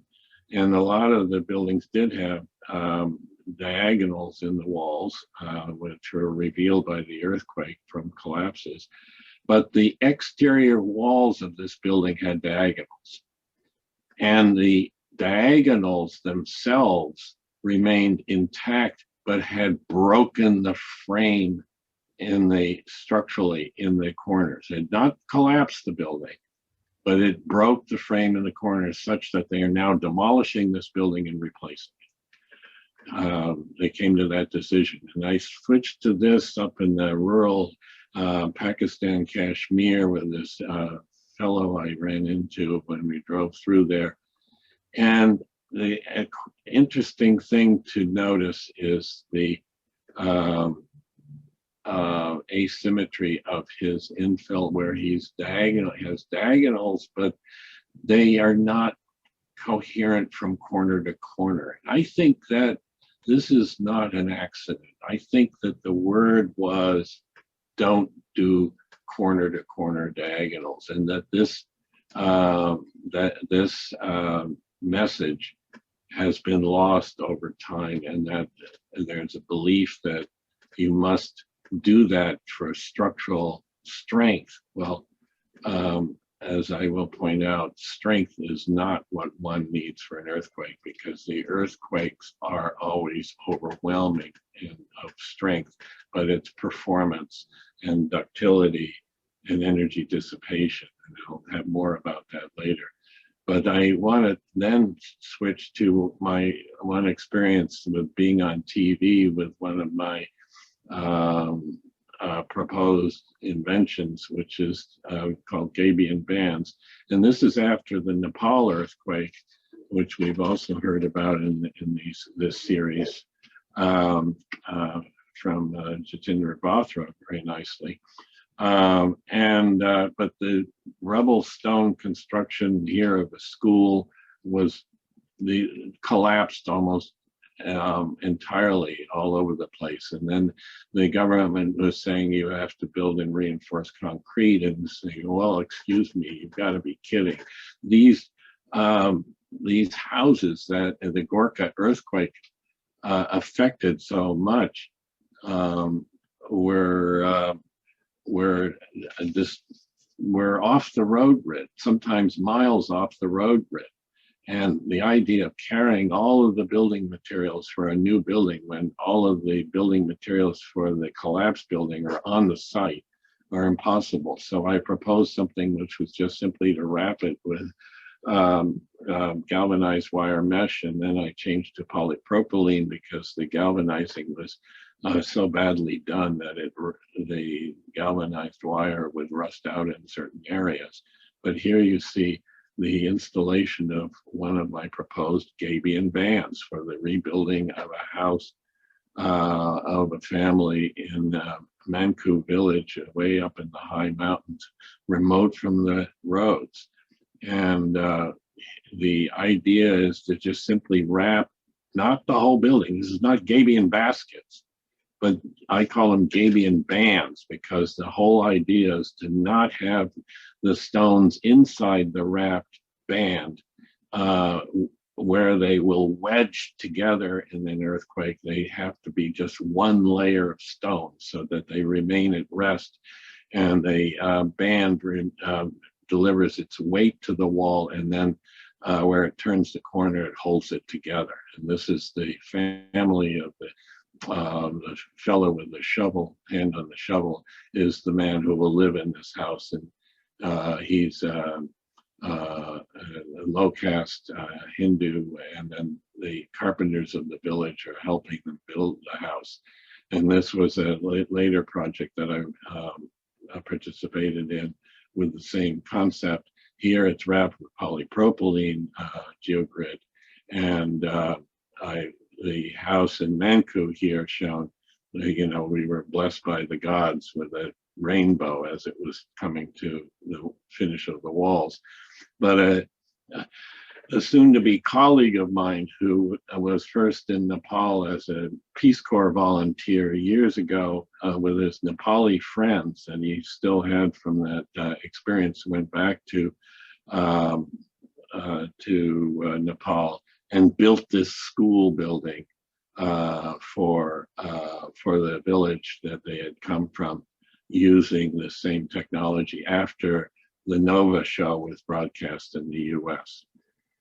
So I switch now to the conventional wisdom is that modern frame structures of reinforced concrete are safer than the traditional buildings. Well, this is proven actually not to be true. And what's interesting is to start by showing you one that a reinforced concrete frame building that did survive the earthquake in Golchuk after the 99 quake.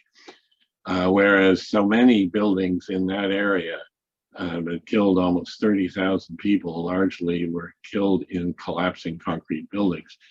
And I point this one out because this one did survive only because it was not finished yet.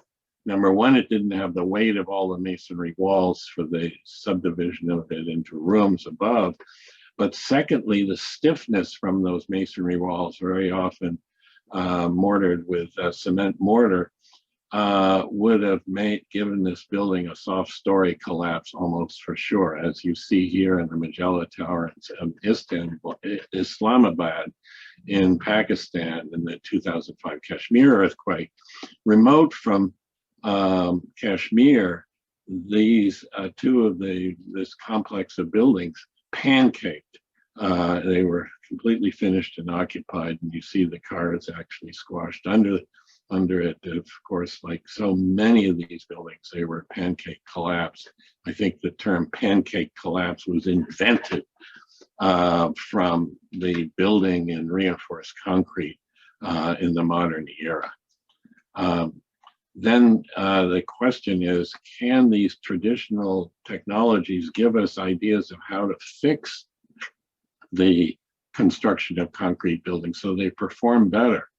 And this, my first thinking on this dates back to 1985, the earthquake in Mexico City, which was the first earthquake that I, after moving to California, began studying this as a subject because where I came from in New England and had studied textile mills that were 6, 7, 8 stories of masonry, they didn't have earthquakes there, but the vibration of the machinery would vibrate the building for 120 years of its existing working life. And I was familiar with masonry buildings that were durable, that were big. And so I then looked at, I went to Mexico City after the 85 quake, and I saw this building under construction at the time had collapsed on the left there, and on the opposite side of the street, that where I'm standing looking at that building, my back is up against this building here, pretty much where that man is sitting on the curb. And I then turned around and photographed this former power plant, abandoned at the time, but saw that it had no visible damage from the earthquake at all. And then looking further in that same, in the Juarez hospital, 561 people were killed in the pancake collapse of this building. But while I was standing photographing it, where I was standing to take that picture, I turned to my left 90 degrees and photographed that building. It's the rear of that building. The windows are on the other side. But notice that the floor level reinforced concrete framework, that they've subdivided into smaller panels, the walls above between the floors. Randolph, sorry to interrupt very briefly, but we need to wrap up your presentation in, let's say, 2 minutes, so we still have time for questions. Sorry to interrupt. Thank you. I'll do my best. I propose armature cross walls. And I think that what's really important here is that the soft mortar and the use of diagonal struts, that you must have weaker mortar than the brick masonry. And here's another example in the San Salvador earthquake where the empaneling of the masonry worked. And I showed this before that makes that point. So the Haiti earthquake, that's a concrete building that was the Capitol building. And the cathedral collapsed, and when you look at it, the rebars that are rusted in most of their concrete buildings, which of course they do. Whereas this building has hardly ever been written about, and it's impaneled, actually cast concrete flat blocks form the impaneling of it. But then if you say that I'm against reinforced concrete construction, well, no, but not concrete construction, because here is a building that's 2,000 years old with a concrete dome and unreinforced concrete.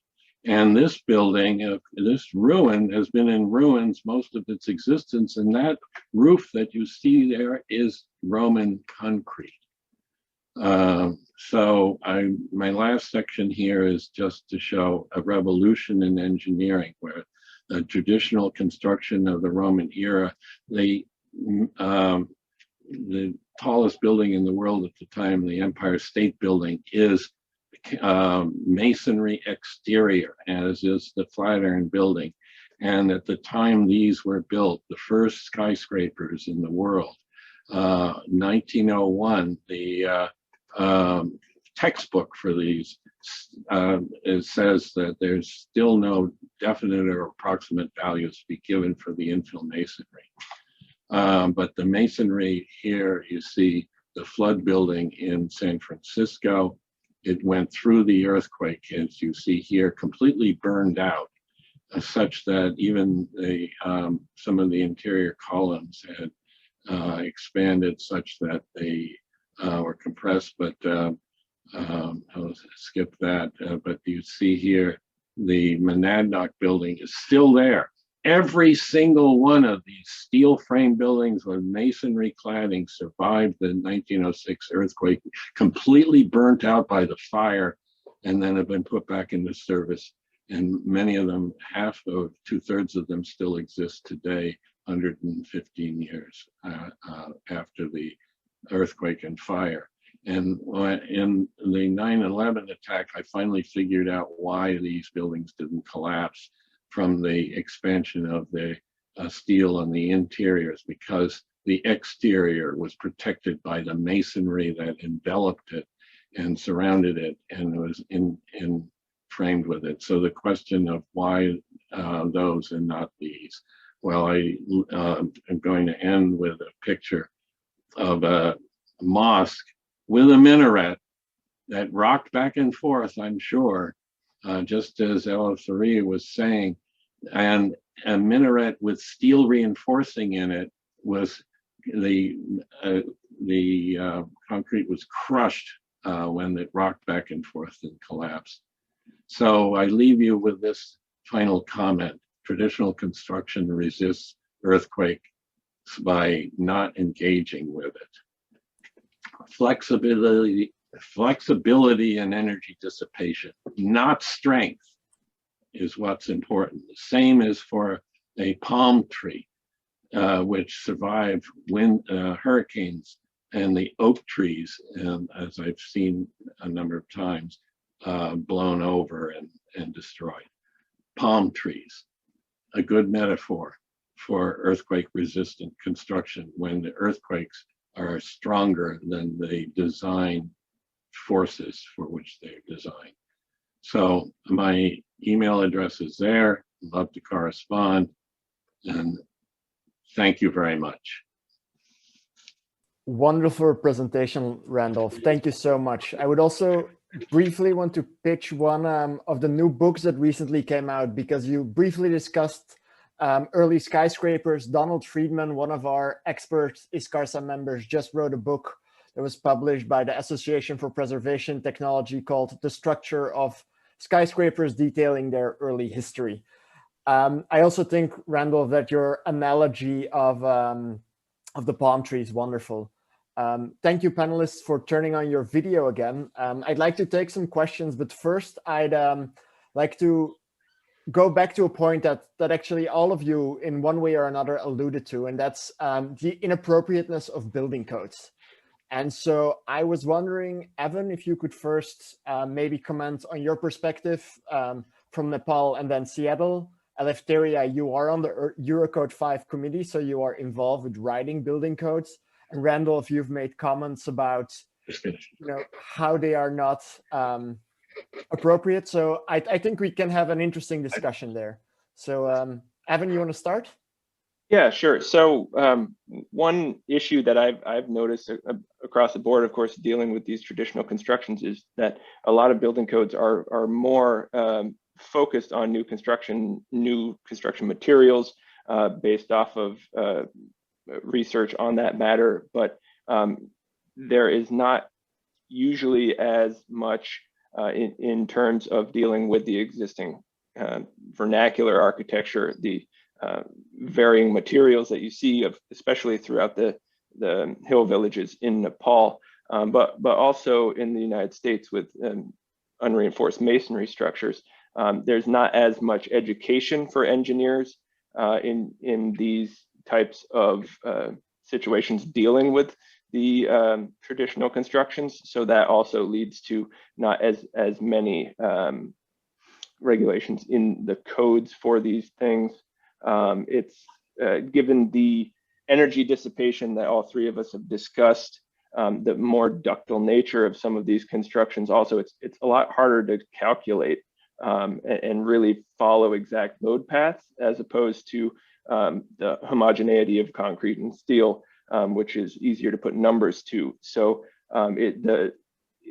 in order to provide your engineering proofs and show that this ductility is more applicable and allowable for some of these buildings, and it's not necessarily meaning that it's not safe. It's harder both from a engineering numerical standpoint. It takes a lot more numerical analysis and testing to get some sort of accurate result. And it's also a matter of being able to communicate that to the building officials and show them that even though this doesn't follow the main guidelines outlined in new construction, this is actually, per engineering judgment, something that we could be okay to live with. A lot of things in building codes here in the States as well are prescriptive measures that have one intent for, say, secondary columns, where you have trusses bearing on unreinforced masonry piers. If you do a full building retrofit, that is not quite as applicable as opposed to the existing condition. So it's just a better understanding of the traditional methods would really help both the building officials and the engineers justify and work with existing structures. Thank you very much. Eleftheria, what are your perspectives also as someone involved in writing the building codes? Does this come up in these meetings? I'm curious. Yes, actually, yes. And now in Europe, there is a new code. Is going to be a new code for existing buildings. I think it's understood that we have a very big gap on this part, and we have to fill it. And even now, in Eurocode 8, which is about earthquakes, there is a part on Eurocode 8 about existing buildings concerning earthquake. And for concrete, for steel, for timber, it is written now. So in 2-3 years, it will come up. And also, I know there is a new code in Europe is going to be, there is a big discussion and big demand, of course, on existing buildings, not just for earthquake, for general. So we need to do that. But before we go to codes, I would like to comment that, as I told you, I'm a structural engineer, but I work many years with architects, and I teach in architecture, and I learned, and from my education and also from practice, that before any calculation, before any modeling, we have to understand the structure. And this is a very big problem, because we can modelize the wrong structure. Even for the simplest building. I have some examples concerning roofs, for example.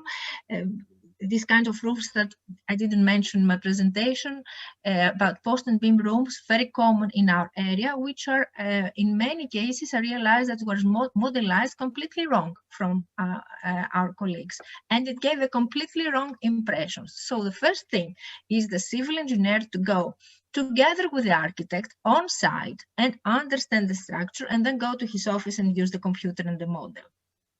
And then, okay, it is important to know the standards too, but the biggest danger is the other thing. And one of the I think the most important for the calibration of our models is the pathology. One thing is to understand the structural system, and the other thing is to understand the pathology. The pathology has to calibrate our models. Our models has to show the pathology of the structure. If they don't, the models are wrong. So we have to think about it. And the standards is the last thing, I think, on this. Of course, as civil engineers, we need that, especially the ones of us that are working on these topics on restoration. Is very difficult also in my country, because we have nothing. We have very few things to think. What is the material? What is the strength? How is connected together? Many uncertainties. And for this, the scientific community has to work a lot and help us. And the last thing that I would like to say is education. That especially civil engineers in many countries are not educated in understanding and calculating the existing structure. And of course, because architects, it is a big part of their education, but not civil engineers. First, to respect and understand this kind of structure, because it needs a special mentality to work with this. And the first is the respect, and think that we don't know everything. They knew a lot of things before. And second is how in our universities are going to introduce courses for civil engineers for the existing buildings, vernacular and monuments too. Not only monuments, vernacular too. I think you're spot on there, Eleftheria, and that's also one of the reasons why we're doing these webinars, of course. So thank you for bringing that up and clarifying that. Randolph, do you want to have a few last words on codes and traditional construction, or the lack thereof, or their inappropriateness? Yes, I think it's very interesting to take a look at the California Building Code, because they did introduce a code for historic structures. They don't necessarily have to be on the designated list of accepted heritage structures, but they have to, qualify for it in effect. And the value of that code is it allows the engineers free rein to make a proposal. They don't have to follow the code. And so much of the trouble with applying in the US in particular, I think, and I think also Eurocode 8, is that the codes are for new construction. And so then when there's a complete retrofit, you have to bring the building, quote, up to code. And then these buildings don't lend themselves to that, because certainly masonry is then just treated as dead weight.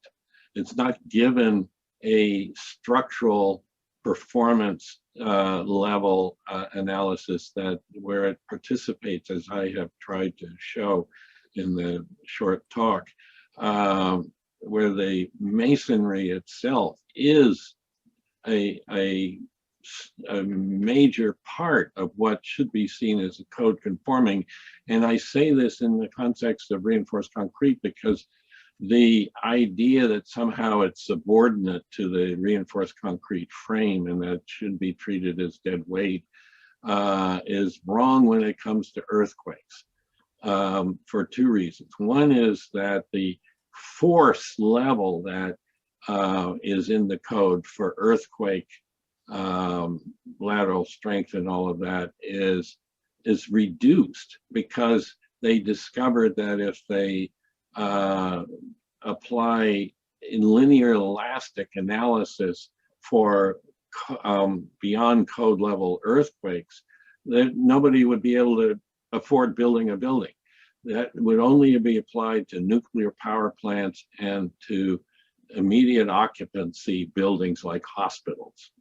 And then all other buildings have a reduced code levels and a linear elastic analysis approach to code conforming design. Well, the buildings are beyond elastic limit if you then have a real earthquake at the design level of the earthquake. It's not reduced in force level. And then so the role of the masonry infill and all of that has to be a part of the calculation. I mean, that, you know, and when I was in Nepal, and where are your calculations? It was Jitendra Bothra said, where are the calculations, when I was trying to convince him that the Gabion band was a good idea for reconstructing rural houses. And so the coming up with a way of analyzing the role of the masonry, not as a subordinate or a separate material, because then of course it's just dead weight, or it's the lateral forces you apply to it are not integrated together with the enframing. So confined masonry, the term confined masonry is probably the best analysis for something like the Daji construction or Hamush construction, but the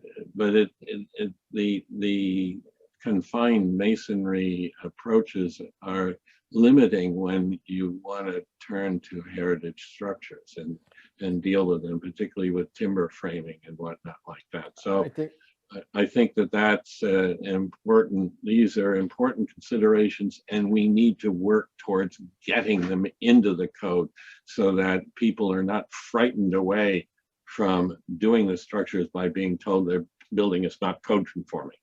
I think those are great points, and I think we're all in agreement, probably, at least the people here coming to this webinar, that linear elastic analysis is not the way to go for the type of buildings that we have been discussing through these 3 webinars. Anyway, I want to move on to another topic, and this is probably the last question we can take because of time constraints. But there were several questions about the timber and the masonry interaction, timber connections, and their deterioration. So could any of you maybe speak about the connections between the timber elements, the connections to the masonry, and their longevity? Because Evan, for example, you spoke about deterioration, rotting. Randolph, you mentioned setting the timber back in the masonry to give more weather protection. I think people want to hear about that. I can jump ahead, in. Evan. If that, various things with the timber and masonry was a big player in the heritage sites that I was working in Nepal. One thing that we did, rising damp is a large issue as well in these types of structures. So they were typically raised up on stones above the plinth and set onto those in areas where there was lower grade wood. Of course, there was structural wood, which was pine, which was was less rot resistant.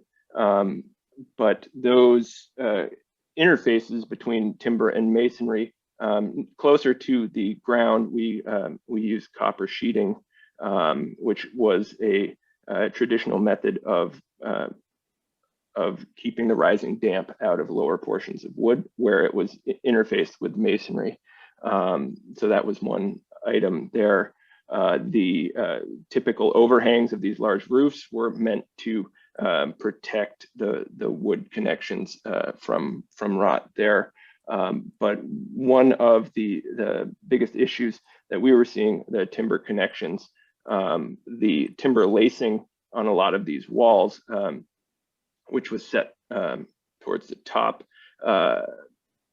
at each floor wasn't always continuous. The buildings that behaved better were able to have the exterior top plate and the interior top plate were connected through the wall. And that was that allowed continuity, as I've seen in some of the presentations around the corners. Also, the wall ties going to these top plates had pegs that were hammered in through the wall ties. And areas where these had deteriorated, the traditional method for these was to take them out when they're deteriorated and put new ones in, and just keep that maintenance. And where those areas where they were deteriorated or were not properly secured was where we saw the most movement and the most failure of those timber connections. Great, thanks, Evan. Eleftheria, you have raised your hand. Do you want me to speak too? Let's go to Eleftheria first, and then very briefly, Randolph, and then we'll wrap up the webinar. All right, thank you. Eleftheria. Yes, thank you. There is always the problem with timber, especially when it is incorporated in masonry, concerning or in areas that cannot be ventilated and the water is trapped. For example, the part of the roof that gets in masonry. But for these cases, there are now a lot of methods for locally replaced timber with new timber, etc. The problem is with timber reinforcements in masonry, which is very difficult to replace or to do something when it is inside. You cannot see what is the condition, or you cannot take them out, and you cannot put another one easily inside, only if it is at the external part of the wall. When it is hidden in the wall, it's very, very difficult. So it's one of the most difficult cases of restoration now, the one that was the strength of the mason before. Now it is a weak point because we find gaps in the place of these timber lacings. And what do we have to do? In most cases, unfortunately, you cannot put a new timber in the old gap. It's almost impossible, but you can either grout it or use steel elements and replace the function of the original timber frame, tying with other external or internal, usually steel elements. And of course, it depends on the species of timber that there are in the wall. If it is durable, we can still find it. In other cases, no. Thank you. Randolph, final comment. Yes, I agree with all of these statements. What I have found interesting is how many buildings have the timbers visible on the exterior. I showed one example that wasn't where I mentioned it, but the timbers that are visible, of course, the long timbers that are on the exterior and interior sides of the masonry wall are then visible, and they can be seen if they're rotting. And in effect, many masonry walls are thick enough such that they can be taken out and replaced, or parts of them replaced. And also the thing to bear in mind is in the solid wall, bearing wall building systems with the horizontal timbers, the only horizontal timbers, the timber framing, the bands that go around the building are elevated very often above where the rising damp would be, and they're not touching the ground. There's not a sill plate for these buildings, and masonry does that, such that the masonry walls can remain intact while a repair is done. You don't have to demolish the walls to get the timbers out. And the crossover timbers, in effect, can be left behind, and new ones drilled in or put in, depending on the technology that you're working with in the era that this is done. But in the modern era, you could drill through and connect the front and the back timber with the cross pieces. So I think it's it's good to try to reconstruct, as Ivan, I think you have done, and I know very well the Patan Square because I studied that very much myself too, but it didn't make it, I deliberately didn't make it go into my talk because the time limit. And but I was very interested because there were rotted timbers in the palace itself that led to a reconstruction of the exterior, and the whole wall was leaning when I was there. And that wall that was leaning was a reconstruction after the 1934 earthquake. And the earlier construction was in many ways a more durable form of construction than the reconstructed wall of the 1934 earthquake. And I remember that. So with that, I close my comment, and my happiness with sharing the podium with Ella Faria, a dear colleague, and with Ivan, you as well, with Nepal, and then to get to know you, Tim. Thank you, Randolph. And thank you everyone for speakers for sharing your work. Again, thank you all the attendees, everyone who asked questions, who engaged in a chat. We really appreciate it to make these webinars lively. This also concludes our third webinar on traditional architecture and earthquakes. We will also post this webinar on YouTube again, so you can rewatch it. You can contact us at iscarsah@gmail.com if you have further questions. And then finally, please note that on April 29th, we will have another webinar hosted by Chola Akintunde on authenticity and reconstruction. Thank you very much, everyone, and bye-bye. Thank you, everybody. Happy Nepali New Year to the Nepali friends out there. Bye-bye.